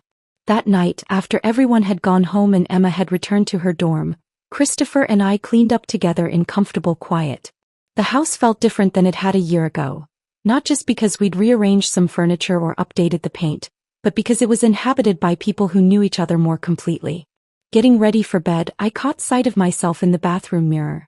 The woman looking back at me had laugh lines around her eyes and silver threads in her hair that hadn't been there when this story began.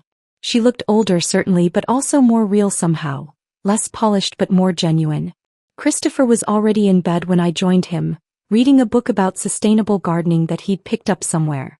The sight of him there, solid and present and no longer carrying invisible burdens, made my chest feel warm and full. I settled beside him, close enough to feel his warmth but not demanding immediate attention. The house hummed around us, the refrigerator cycling on, the heater adjusting to the cool October night, the familiar settling sounds of a home where people had chosen to stay and build something together. I wasn't the past, I whispered into the soft darkness. I was the life. Christopher set down his book and turned toward me, his eyes serious but peaceful. Yes, he said simply. You were always the life. And for the first time in longer than I could remember, I believed him completely. Not because he was telling me what I wanted to hear, but because we'd finally learned to tell each other the truth. The empty wooden box became an unexpected compass for our new beginning. In the weeks that followed the burning ceremony, Christopher and I moved around each other with the careful attention of people learning to dance together for the first time. Not the passionate urgency of newlyweds, but something more deliberate, the conscious choice to build intimacy from honesty rather than habit. Our first new ritual emerged organically on a Tuesday evening when neither of us felt like eating alone. Christopher appeared in the kitchen doorway as I contemplated the contents of our refrigerator, both of us still navigating the strange politeness that had replaced our easy familiarity. Want to cook something together? He asked, his voice carrying the tentative quality of someone testing uncertain ground. We settled on pasta. Simple enough to manage without elaborate coordination, complex enough to require actual collaboration. I chopped vegetables while he prepared the sauce, our movements creating a careful choreography around each other. When our hands brushed reaching for the same wooden spoon, neither of us pulled away immediately. Small progress, but progress nonetheless. Emma called, Christopher mentioned, stirring the simmering tomatoes. She wants to know if we're acting normal again for her birthday next month. What did you tell her? That we're working on a new version of normal. One that might actually be better than the old one. Dinner tasted different that night. Not because the food was exceptional, but because we'd created it together without pretending everything was fine. We talked about Emma's college applications, the neighbor's new fence, the weather forecast. Ordinary conversations that felt extraordinary because we were having them as people who'd decided to stop lying to each other. Walking became our second ritual.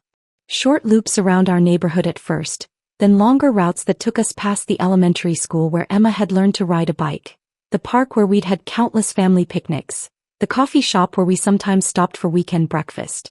These walks felt like reclaiming familiar territory, seeing our shared landscape through eyes that were no longer clouded by secrets. I used to wonder if you were happy, Christopher said during one of these walks, 3 weeks after the letter burning. Really happy, not just content or comfortable. I was too afraid to ask because I wasn't sure I wanted to know the answer. Were you happy? I asked in return. He considered this for several steps before answering. I was happy in moments. Watching you teach Emma to braid her hair, seeing you laugh at terrible movies, the way you hummed while folding laundry. But I was carrying so much guilt about Ashley that I couldn't let myself be completely present for the happiness. These conversations felt like archaeological excavations, carefully uncovering layers of our relationship that had been buried under years of polite avoidance and comfortable assumptions. The couple's therapy began in November, in Dr. Martinez's office with its soft lighting and strategically placed tissue boxes. I'd resisted the idea initially. Therapy felt like admitting failure, like broadcasting our private struggles to a stranger. But our first session revealed how much we'd been trying to solve complex emotional problems with insufficient tools. Guilt is a particularly insidious emotion, Dr. Martinez explained during our third visit. It convinces us that suffering in silence is somehow noble, that protecting others from difficult truths is an act of love. But silence often causes more damage than honesty. Christopher nodded, his hands clasped tightly in his lap. I thought I was protecting Jessica by not telling her about Ashley. I thought I was being a good husband by carrying that burden alone. And Jessica, Dr. Martinez turned to me, how did it feel to discover that protection? Like being told I wasn't strong enough to handle the truth. Like 18 years of partnership was actually me living in a carefully constructed fantasy while Christopher dealt with the real complexities alone. The sessions forced us to examine patterns we'd never questioned. Christopher's tendency to withdraw when facing emotional difficulty. My habit of smoothing over conflicts before we'd actually resolved them. The way we'd both learned to interpret silence as peace rather than recognizing it as avoidance. The journal started as an assignment from Dr. Martinez but evolved into something deeply personal. I bought a simple composition notebook and wrote things that still matter on the cover in careful block letters.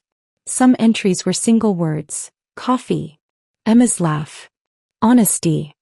Other days, whole pages poured out. Reflections on memories that felt different now, observations about Christopher that I'd never articulated, questions about what kind of marriage we were building. Spring brought unexpected lightness. Christopher started singing in the shower again, old songs I hadn't heard in years. I found myself actually listening when he told stories about his workday instead of just waiting for my turn to speak. 1 year later, we hosted our first family dinner since the crisis. Emma was home from college. May brought her famous apple pie, and Christopher's brother David came with his family. The afternoon unfolded with surprising naturalness. Laughter filling the house, Emma playing DJ, everyone dancing in the living room after dinner like we used to do when Emma was small. That night, after everyone had gone home, Christopher and I cleaned up together in comfortable quiet. Getting ready for bed, I caught sight of myself in the bathroom mirror. The woman looking back had laugh lines and silver threads that hadn't been there when this story began. She looked older but more real, less polished but more genuine. I settled beside Christopher in bed, close enough to feel his warmth. The house hummed around us with familiar settling sounds of a home where people had chosen to stay and build something together. I wasn't the past, I whispered into the soft darkness. I was the life. Christopher set down his book and turned toward me, his eyes serious but peaceful. Yes, he said simply. You were always the life. And for the first time in longer than I could remember, I believed him completely, not because he was telling me what I wanted to hear, but because we'd finally learned to tell each other the truth. If this story of love, betrayal, and redemption had you holding your breath, hit that like button right now. My favorite part was when Jessica left those letters on the breakfast table with that simple, powerful note. What was your favorite moment? Drop it in the comments below. Don't miss more emotional stories like this. Subscribe and hit that notification bell so you never miss an upload. You're not even invited, my fiancé's mother said, as they celebrated the rehearsal dinner I paid for. I smiled, turned to the hostess and nodded. 5 minutes later, security cleared the room. The look on her face. Worth every cent. You're absolutely glowing, darling, Victoria said, her smile so sharp it could cut glass. Though perhaps a softer lipstick? Red can be so overwhelming on camera. I stared at my reflection in the bridal boutique mirror, watching Sean's mother circle behind me like a predator sizing up prey. The wedding dress. My wedding dress, suddenly felt foreign against my skin. 3 months ago I would have laughed off her comment. Now it felt like another small slice, precise and deliberate. Mom, she looks beautiful, Sean said quietly from the corner chair, but his voice lacked conviction. He was scrolling through his phone, barely looking up. This wasn't how I'd imagined dress shopping would go. Before we continue with Paige's incredible journey of reclaiming her power, I want to thank you for being here. If you believe women deserve to be heard in their own relationships, please consider subscribing. It's free and helps us reach more women who need this story. Now let's see how this unfolds. When Sean first proposed 6 months earlier, everything felt magical. We'd met at a coffee shop downtown. Such a cliché story that we used to laugh about it. He was reading Hemingway, I was grading papers from my literature students. Our conversation flowed effortlessly, moving from books to travel to dreams we'd never shared with strangers before. He had this way of listening, really listening, that made me feel seen. You're going to change my life, he'd whispered during our third date, brushing snow from my hair outside the movie theater. He wasn't wrong. He just didn't mention his mother would be the one doing the changing. The proposal itself was perfect. Candlelit dinner at the restaurant where we'd had our first official date. Ring hidden in my favorite dessert. I cried happy tears, called my best friend Michelle immediately, started dreaming about our future together. Sean seemed genuinely excited, talking about honeymoon destinations and how he couldn't wait to introduce me to his extended family. My mom's going to adore you, he'd said, squeezing my hand. She's been waiting for me to find someone special. The first meeting went smoothly enough. Victoria Hudson was everything Sean had described. Elegant, articulate, well-connected in their small city's social circles. She owned a successful interior design business and had what she called refined tastes. Her home looked like it belonged in Architectural Digest, all cream colors and expensive art pieces that probably cost more than my annual salary. Paige teaches high school English, Sean had announced proudly during dinner.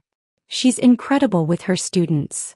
How noble, Victoria had replied, her pause lasting just long enough to feel deliberate. Public service is so important. Though I imagine the pay must be challenging. Sean laughed it off. I should have paid attention to how quickly he changed the subject.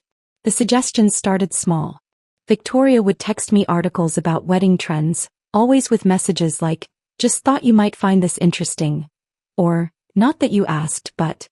She'd forward me contact information for vendors she knew, claiming they offered family discounts that were too good to pass up. When I mentioned wanting a garden ceremony, she sent me photos of indoor venues. Weather can be so unpredictable, dear.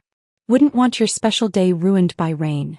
When I showed her my dress choice, a simple, elegant A-line with delicate lace sleeves, she pursed her lips thoughtfully. It's lovely, of course. Very understated.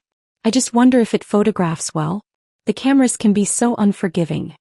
Each comment came wrapped in concern, delivered with that practiced smile that never quite reached her eyes.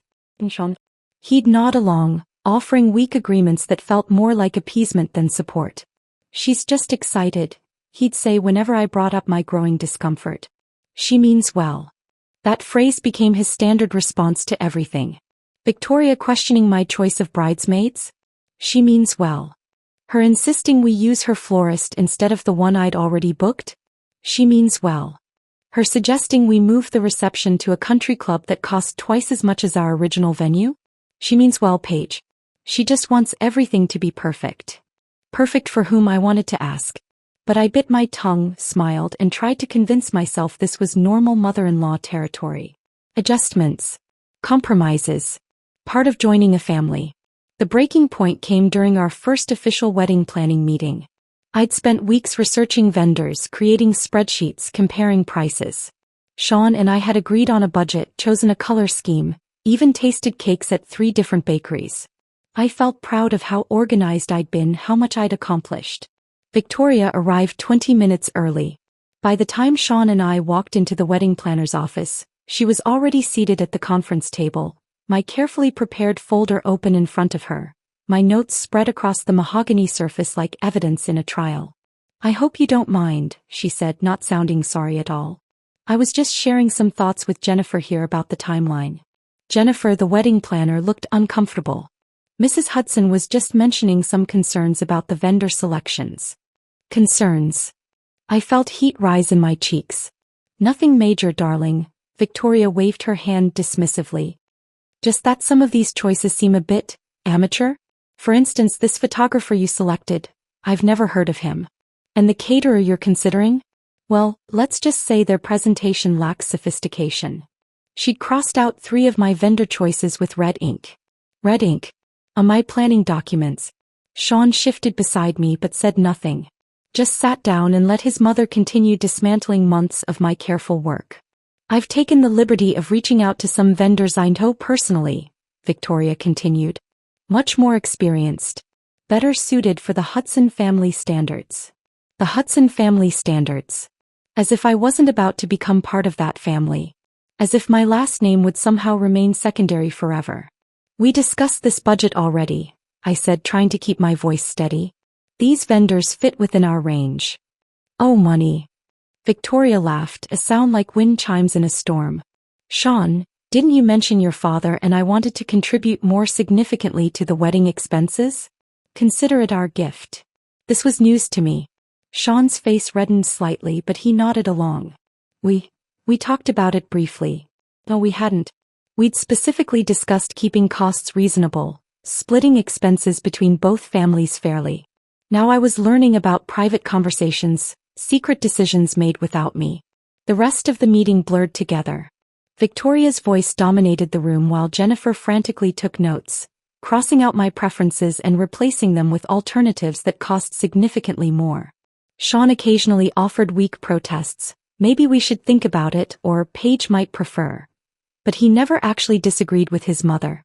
By the end of the hour, our modest garden party had transformed into an elaborate country club affair with upgraded everything. The budget had nearly doubled.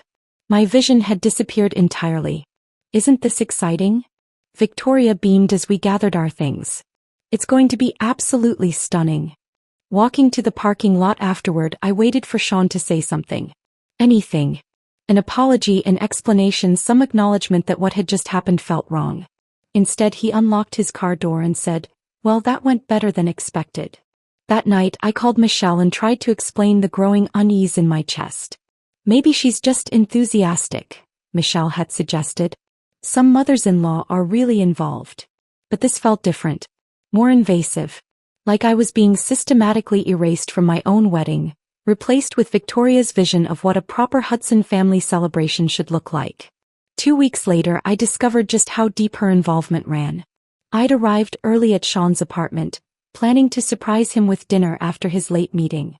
Using my key, I let myself in and heard voices from the kitchen. Sean, Victoria, and his sister Amanda. "Needs to understand how things work in this family," Victoria was saying. "Some of her ideas are simply inappropriate for our social circle." I froze in the entryway, hidden by the half wall that separated the living room from the kitchen. "She's not from here, Mom," Amanda replied. "Maybe she just doesn't know." Exactly my point. That dress she chose, for instance. Far too casual for the venue we've selected. And her friend is maid of honor? I looked her up on social media. Definitely not the image we want in wedding photos. My heart hammered against my ribs. They were discussing my wedding, my choices, my friends, as if I were some kind of problem to be solved rather than the bride. "What do you think, Sean?" Victoria asked. The pause that followed felt eternal. I held my breath, waiting for him to defend me, to shut down this conversation, to remind his mother that this was our wedding, not hers. "You're probably right," he said finally. "Maybe I can suggest some alternatives." I backed out quietly, closing the door with shaking hands. Sitting in my car in his driveway, I stared at the engagement ring on my finger and wondered when exactly I'd become the outsider in my own relationship.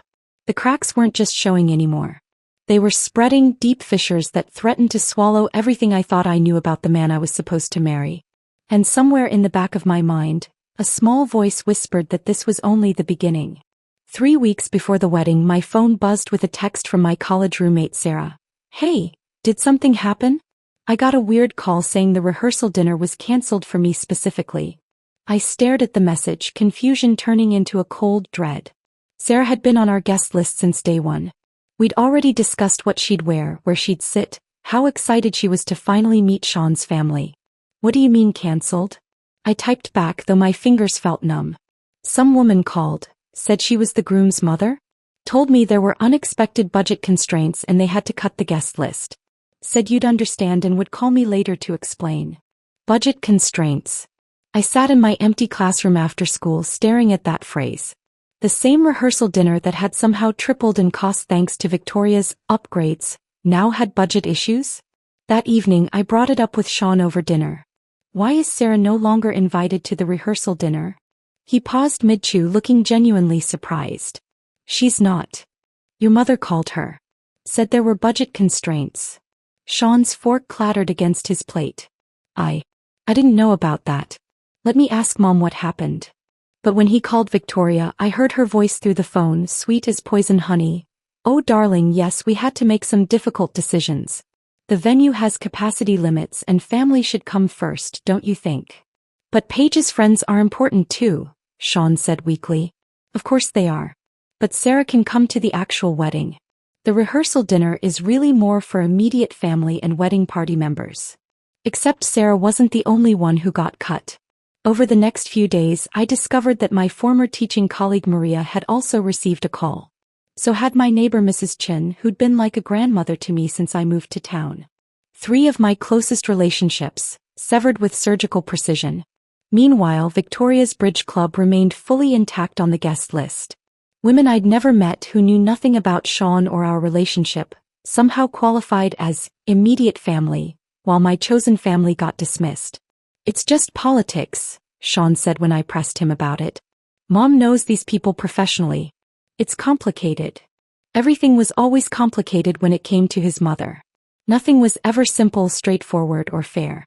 The real shock came the following Tuesday. I was grabbing lunch in the faculty lounge when Sean's cousin Jake approached my table.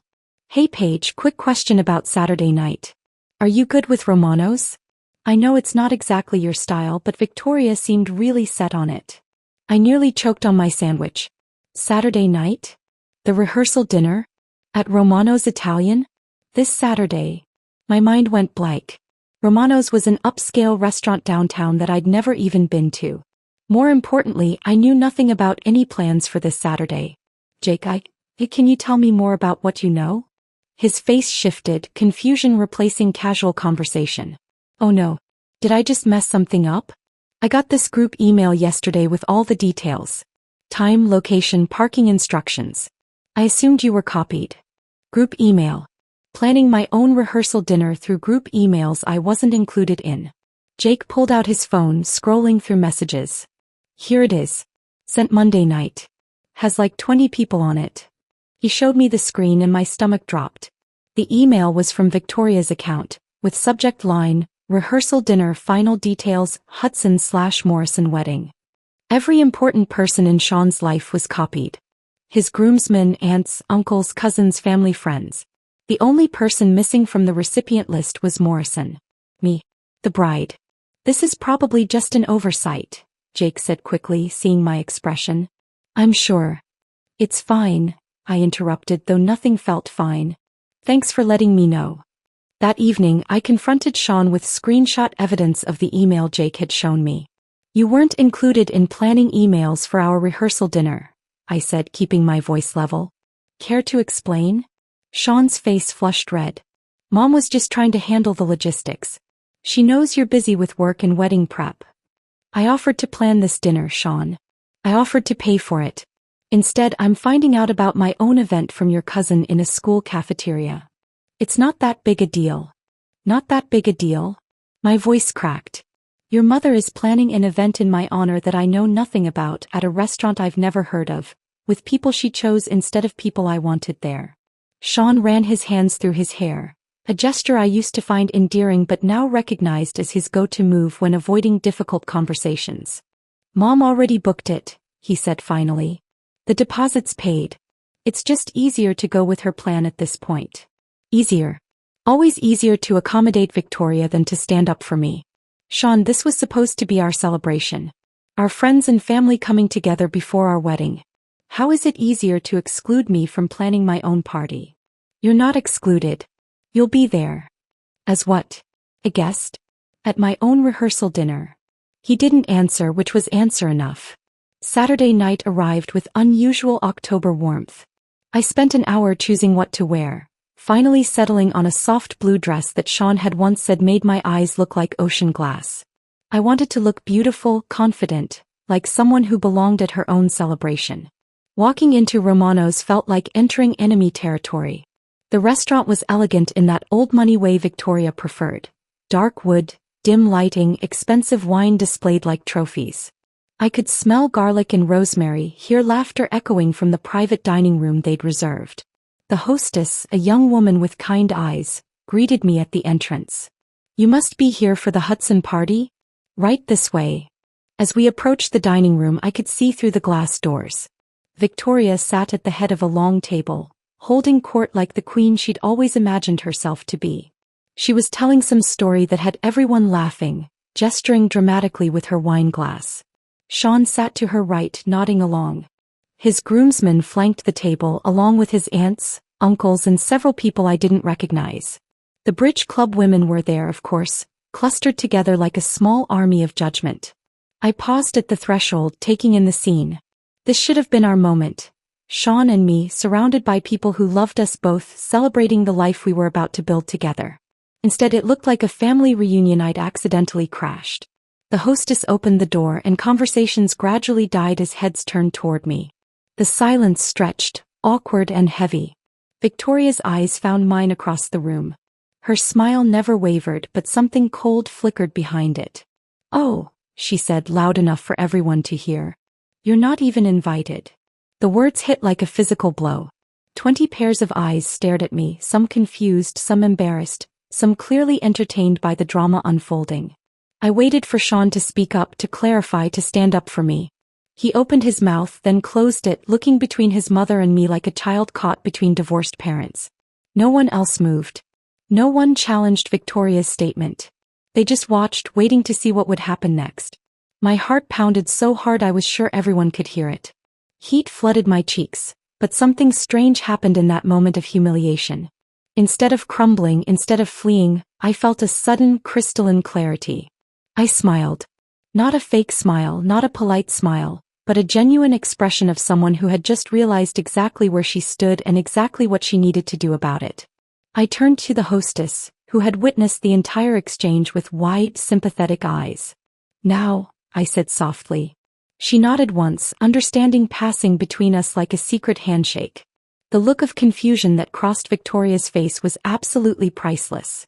The hostess disappeared through a side door, and for 30 seconds the dining room remained frozen in confused tableau. Victoria's mouth hung slightly open, her wine glass suspended mid-air. Sean's face cycled through expressions: bewilderment, embarrassment, something that might have been panic. Then the manager appeared. He was a distinguished man in his 50s, wearing the kind of perfectly tailored suit that suggested Romanos took customer service very seriously. Behind him walked two security officers in dark blazers, their presence professional but unmistakably firm. "Ladies and gentlemen," the manager said, his voice carrying the authority of someone accustomed to handling delicate situations. "I apologize for the interruption, but we need to ask everyone to gather their belongings and relocate to our main dining area. We have tables prepared for you there." Victoria's confusion transformed into indignation. "Excuse me? We have a reservation. A private room reservation that was confirmed yesterday." The manager's smile remained diplomatically neutral.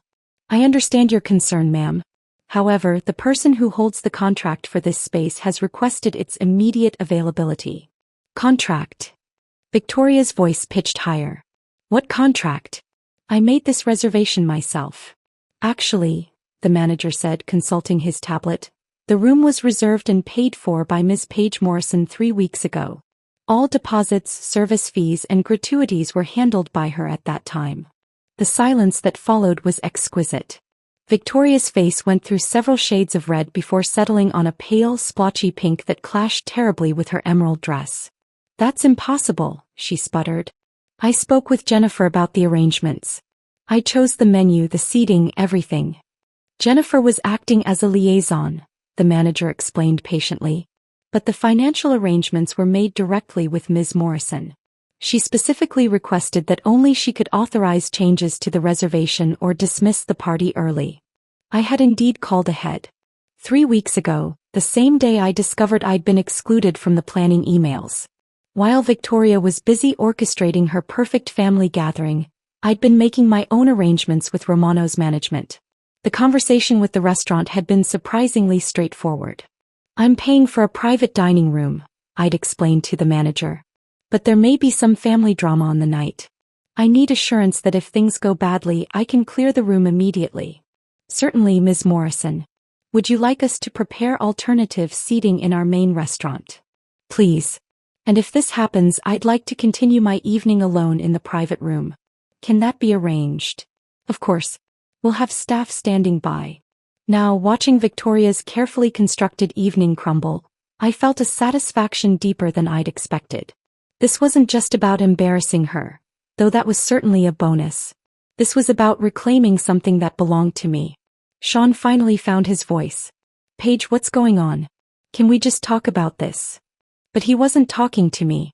He was looking at his mother, waiting for her to provide direction, to fix whatever had gone wrong. Even now, even in this moment of complete chaos, his first instinct was to defer to Victoria.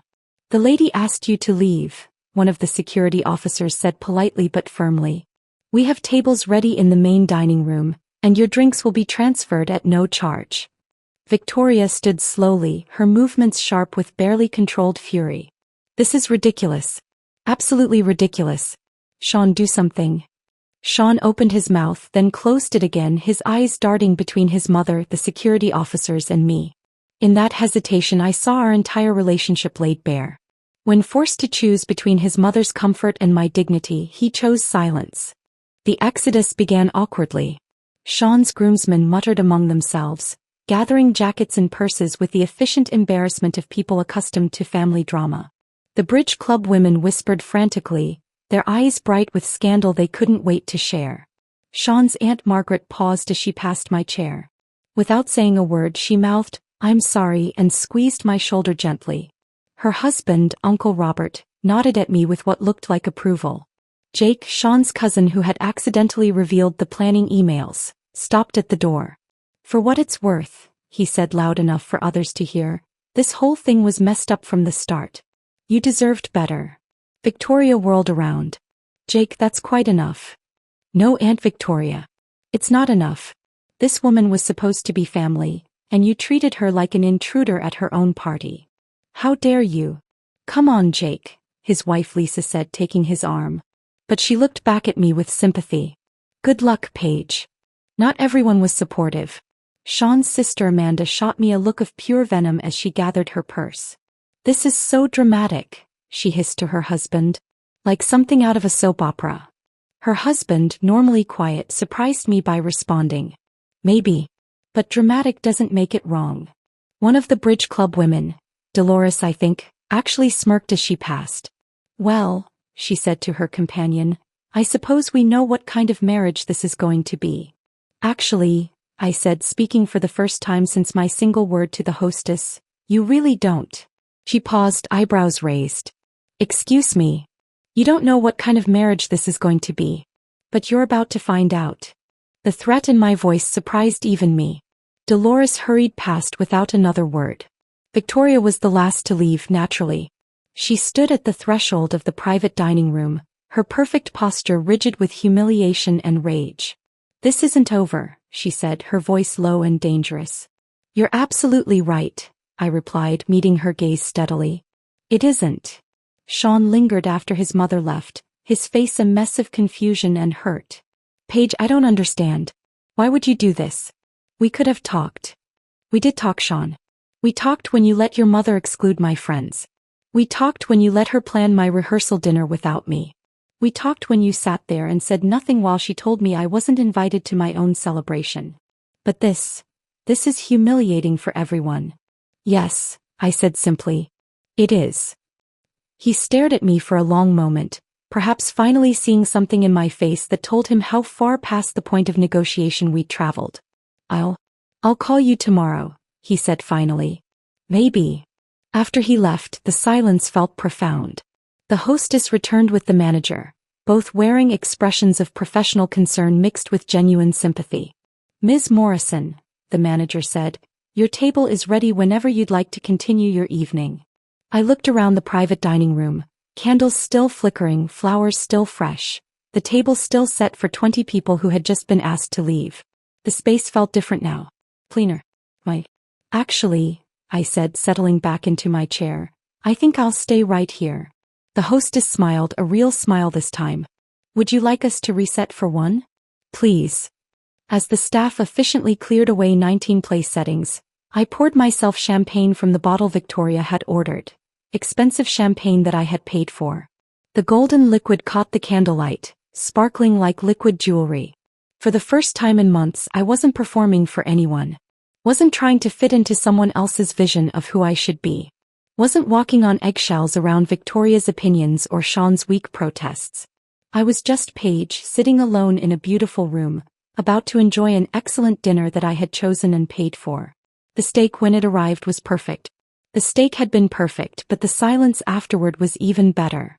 I drove home that night with the windows down, October air rushing through my hair, feeling more alive than I had in months. My phone sat silent in my purse. No frantic texts from Sean, no apologetic calls, no desperate voicemails trying to explain away what had just happened. Sunday morning arrived with golden sunlight streaming through my apartment windows. I made coffee, scrambled eggs, and waited. Surely Sean would call. Surely he'd show up with explanations, apologies, maybe even some newfound backbone regarding his mother. He didn't. Sunday turned into Monday. Monday became Tuesday. My phone remained stubbornly quiet except for work calls and a few texts from concerned friends who'd heard rumors about something happening at the rehearsal dinner. Wednesday afternoon, Jake called. "Paige?" "Paige, Jake. Sean's cousin?" "From the other night." "Hi, Jake." I was grading papers in my classroom, red pen poised over another essay about symbolism in Romeo and Juliet. "I wanted to check on you. That whole thing at Romano's was Well, it was pretty intense. That's one way to put it. Yeah. He paused. Listen, I probably shouldn't be telling you this, but I think you should know. Victoria's been calling family members. She's telling everyone that you had some kind of breakdown, that you canceled the wedding yourself. The red pen slipped from my fingers, leaving a small mark across someone's analysis of the balcony scene. What exactly is she saying? That you've been under a lot of stress with work and wedding planning. That Saturday night was the final straw, and you decided you weren't ready for marriage. She's making it sound like you're having some kind of mental health crisis. A bitter laugh escaped my throat. Of course she is. The thing is, Paige, most of us who were there know that's not what happened. But Victoria's version is spreading to people who weren't in that room. She's good at this, making herself look like the victim. What about Sean? What's he saying? Another pause. That's the thing. He's not saying much of anything.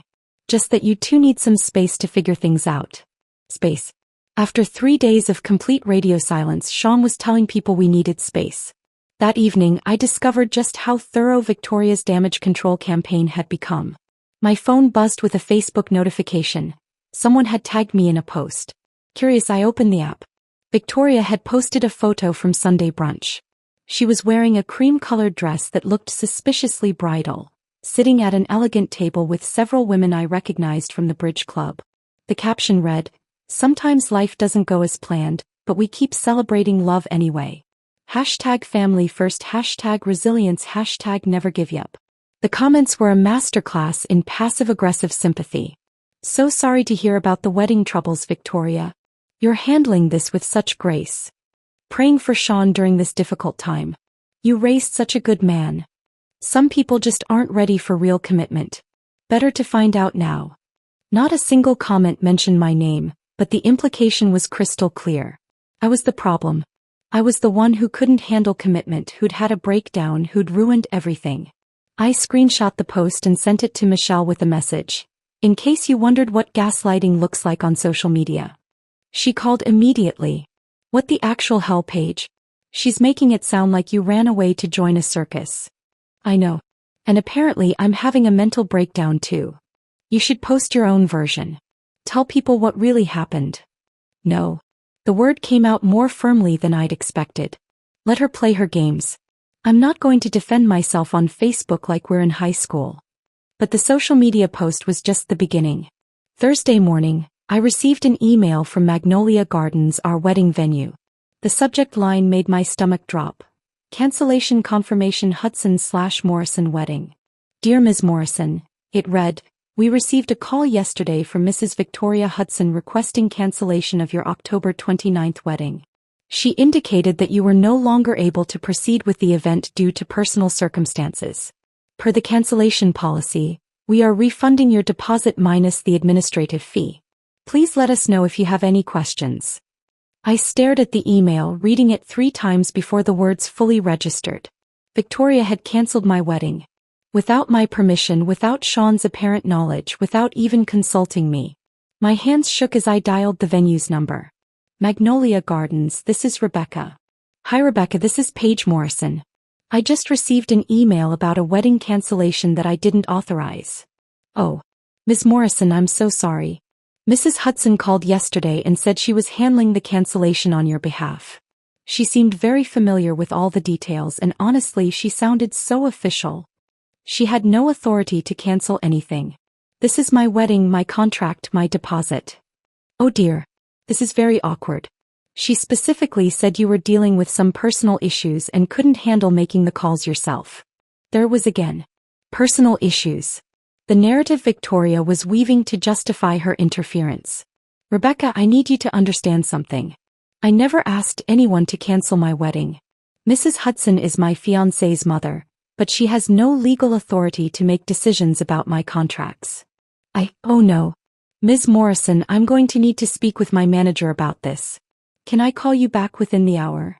20 minutes later, my phone rang with more bad news. The photographer had received a similar call. So had the DJ, the florist, even the bakery that was making our cake. Victoria had spent her week systematically dismantling my wedding, vendor by vendor, using my mental health crisis as justification for her authority. Each vendor told the same story. A confident woman calling, explaining that the bride was going through a difficult time and couldn't handle the stress of making cancellation calls herself. She provided just enough personal details, my name, the wedding date, specific vendor information, to sound legitimate. Some vendors, like the photographer, had asked for written confirmation. Victoria had apparently said she'd handle that once Paige was feeling better. Others, like the florist, had simply taken her word and processed the cancellation immediately. By Thursday evening, I had a growing pile of refund confirmations and cancellation notices. My wedding was being erased piece by piece, and I was learning about it through automated emails. Friday evening, Sean finally appeared at my apartment door. He looked terrible. His usually perfect hair was disheveled, his dress shirt wrinkled, his eyes red-rimmed with exhaustion.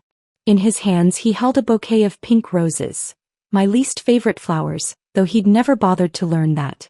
"Paige, we need to talk." I stood in my doorway, not inviting him in. "Do we? I know you're angry about Saturday night, but this has gone too far. Canceling our wedding? Really?"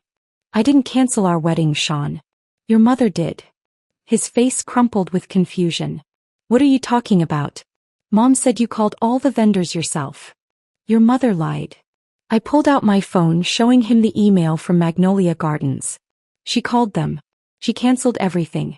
She told them I was having a breakdown and couldn't handle making the calls myself." Sean read the email, his face growing paler with each line. This can't be right. Mom wouldn't do this.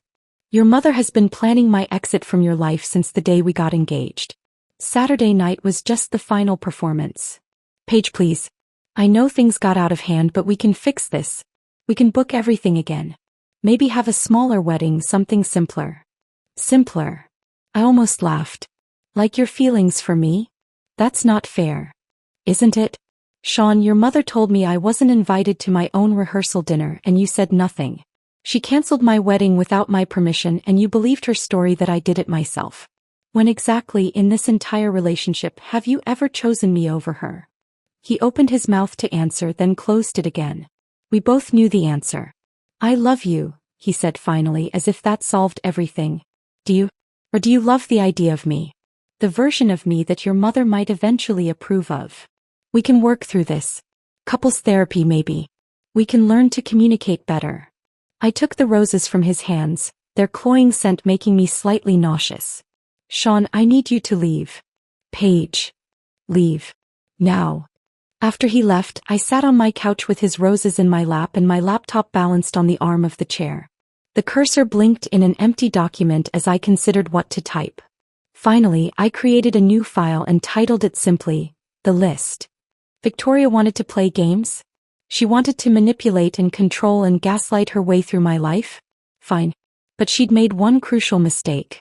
She'd underestimated exactly how thorough I could be when I set my mind to something. And unlike her, I had receipts. The first item on the list was surprisingly simple. Sell the dress. I pulled it from my closet Saturday morning, still encased in its protective garment bag. The ivory silk that had once made me feel like a princess now looked foreign, like clothing meant for someone else entirely. Which I realized it had been. The listing went live on Still White at 2 p.m. Never worn designer wedding gown, size 8, ivory silk with delicate lace sleeves. Selling due to change of heart about traditional weddings. Within hours, messages flooded my inbox. But one stood out immediately. Hi. I love your dress. My fiancé and I are eloping in Vegas next month. Something small and fun, just us. Your dress would be perfect. Would you consider $800? I know it's below asking, but we're on a tight budget and this would make our little ceremony feel magical. Her name was Carmen and her enthusiasm bubbled through the screen. She sent photos of herself and her partner, both grinning widely in hiking gear, clearly the type of couple who'd choose adventure over convention. It's yours, I typed back. For $600. And Carmen, I hope your Vegas wedding is everything you dream it will be. When Carmen picked up the dress the following Wednesday, she tried it on in my bedroom. The transformation was instant. She glowed in a way I never had wearing it. It's perfect, she breathed, spinning in front of my mirror. I can't believe someone didn't marry you in this dress. Their loss, honestly. Actually, I said, watching her face light up, I think it found its way to exactly the right person. After Carmen left, I opened my laptop and made another addition to the list. Magnolia Gardens. The venue coordinator, Rebecca, answered on the first ring. Ms. Morrison. I'm so glad you called. We've been feeling terrible about that whole cancellation mix-up. How can we make this right? Actually, Rebecca, I'd like to book the venue again. Not for a wedding, for something else entirely. Of course. What kind of event? A celebration dinner. October 29th, the original date. For about 15 people. Absolutely. We'd be honored to host your celebration. The guest list wrote itself. Sarah, my college roommate who'd been unceremoniously uninvited. Maria from school. Mrs. Chen, my neighbor. Michelle, obviously. A few other close friends who'd supported me through the chaos. And surprisingly, Jennifer, the wedding planner who'd quietly slipped me her card after that disastrous first meeting, whispering, "Call me if you need an advocate." The theme came to me while browsing boutiques downtown. Liberation. No pastels, no soft florals, no demure anything. I bought a red dress, bold, unapologetic red that made my skin glow and my confidence soar. October 29th arrived crisp and clear. Walking into Magnolia Gardens felt like returning to reclaimed stolen territory. The same gorgeous space that Victoria had tried to commandeer now belonged entirely to me. "You look absolutely radiant," Jennifer said, greeting me at the entrance. "This is exactly what you needed." The dinner was everything the rehearsal dinner should have been. Real conversation, genuine laughter, friends who celebrated my choices instead of questioning them. Sarah raised her glass during dessert. To Paige, who showed us all what it looks like to choose yourself. To liberation, I replied, and 15 voices echoed the toast. I'd hired a photographer, not for a traditional album but for something more powerful. The photos captured pure joy, me laughing with friends, raising champagne glasses, cutting into a cake that read "Here's to new beginnings" in elegant script. That night I posted one photo to social media. No long explanation, no dramatic captions. Just me in my red dress, surrounded by people who genuinely loved me, with the simple title, "The Dinner That Was Really Mine." The response was immediate and overwhelming. Comments poured in from strangers. "You're a legend. This is iconic. Queen energy. Every woman needs to see this." But the private messages surprised me most. Women sharing their own stories of cancelled weddings, controlling in-laws, relationships where they'd lost themselves. One message particularly stuck with me. "I was supposed to get married next month, but my future mother-in-law has taken over everything. Your post gave me courage to postpone and figure out what I actually want. Thank you for showing me it's okay to choose myself." That's when the idea crystallized. 3 weeks later, I registered the business. Second Chance Celebrations LLC. The tagline came naturally, helping women reclaim their stories, one celebration at a time. My first client found me through Instagram. Rebecca, ironically the same name as the venue coordinator, had postponed her wedding after discovering her fiancé had been letting his mother make decisions without consulting her. "I don't want to give up on celebrating," she told me during our initial consultation. "I just want to celebrate the right things." We planned an Independence Day party for her 30th birthday, complete with friends who'd supported her through the breakup, and a cake shaped like a phoenix. The photos from that event became the foundation of my portfolio.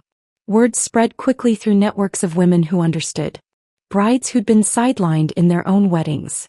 Divorcees ready to celebrate their freedom. Women who'd chosen to leave relationships that diminished them. Each celebration was different, but they all shared the same energy. Women choosing themselves, often for the first time. The business grew organically. A feature in the local lifestyle magazine. Social media posts that resonated beyond my immediate circle. Referrals from satisfied clients who wanted their friends to experience the same liberation. 6 months after my liberation dinner, I was booked solid through the following summer. The letter from Sean arrived on a Tuesday, forwarded from my old address. His handwriting on the envelope looked smaller than I remembered, less confident. "Dear Paige," it began. "I hope you're happy now." He was engaged again, he wrote. To someone named Catherine who worked in Victoria's social circle, a junior partner at her interior design firm, appropriately impressed by the Hudson family legacy.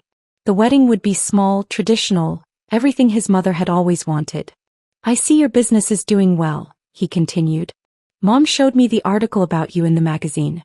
She says you're helping women make impulsive decisions about their relationships. I laughed out loud at that line. Even in Sean's letter, Victoria's voice echoed. I hope you find what you're looking for, the letter concluded. I hope you're happy now. I was genuinely, completely, unapologetically happy.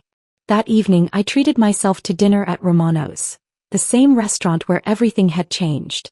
The manager remembered me, seating me at a beautiful table by the window where I could watch the city lights flicker to life. As I raised my wine glass in a private toast to the woman I'd become, my phone buzzed with a message from a potential new client. Hi Paige, I found your business through a friend. I just called off my wedding because I realized I was planning my mother-in-law's dream day, not mine. Can you help me plan a celebration that's actually about me? I smiled, typing back, absolutely. Let's reclaim your story. The future stretched ahead, bright with possibility and entirely my own. The future stretched ahead, bright with possibility and entirely my own. But some stories require a proper ending, and Victoria Hudson had always been meticulous about details. My involvement with her downfall began accidentally, through a client consultation 6 months after Sean's letter arrived. The woman sitting across from me in my office was familiar, though I couldn't place her immediately. I'm Diana Patterson, she said, extending a manicured hand. I believe you know my story or part of it. The recognition hit like lightning. Diana had been one of Victoria's Bridge Club companions, one of the women at that disastrous rehearsal dinner who'd whispered and smirked as I stood humiliated. I owe you an apology, Diana continued, her voice steady but carrying an undercurrent of regret. What happened that night was unconscionable. I should have spoken up. Why didn't you? Diana's laugh was bitter. Because I was terrified of becoming Victoria's next target. You see, I've been on the receiving end of her particular brand of social warfare before. Over the next hour, Diana unfolded a story that made my own experience seem almost gentle. Victoria had systematically destroyed Diana's daughter's engagement to a prominent local family, spreading rumors about financial instability and social inadequacy until the relationship crumbled. The young woman had spiraled into depression, eventually moving across the country to escape the whispers. Victoria controls information like currency, Diana explained. She knows exactly which details to share, when to share them, and with whom. She's built an empire on other people's secrets and insecurities. Why are you telling me this? Because I'm not the only one she's hurt. And I think it's time someone did something about it. Diana wasn't wrong. Over the following weeks, I began hearing similar stories from unexpected sources. A florist who'd been blacklisted from Victoria's social circle after refusing to inflate prices for her events. A caterer whose business had nearly collapsed after Victoria spread rumors about food poisoning at a party. A young photographer who'd been excluded from high-profile weddings after capturing an unflattering candid shot of Victoria at someone else's celebration.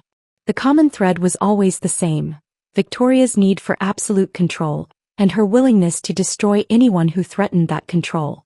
The opportunity for justice arrived through Jennifer, my wedding planner turned friend, who'd maintained connections in Victoria's world despite our association. She's in trouble, Jennifer told me over coffee one Tuesday morning. The annual Children's Hospital Gala, her signature event, is hemorrhaging sponsors. Victoria had been chair of the hospital's fundraising committee for 8 years, wielding the position like a social scepter. The gala was her crown jewel, the event that cemented her status as the city's premier hostess. What kind of trouble? 3 major sponsors pulled out this month.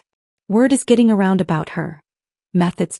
People are tired of being bullied into participation. I stirred my latte thoughtfully. How much are they short? About $50,000.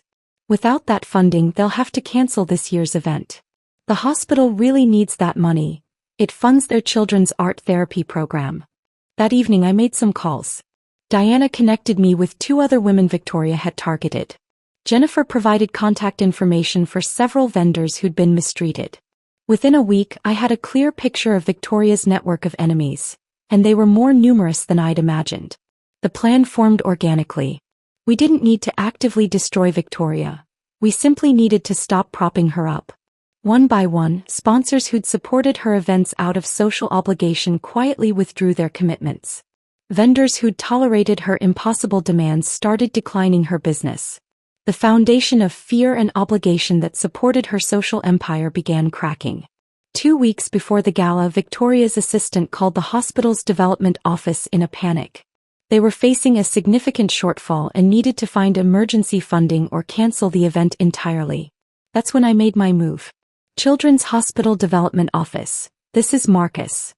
Hi Marcus, this is Paige Morrison from Second Chance Celebrations. I heard through the grapevine that the annual gala might need some last-minute funding support. Ms. Morrison. Yes, we're in a bit of a challenging situation. Are you interested in sponsoring?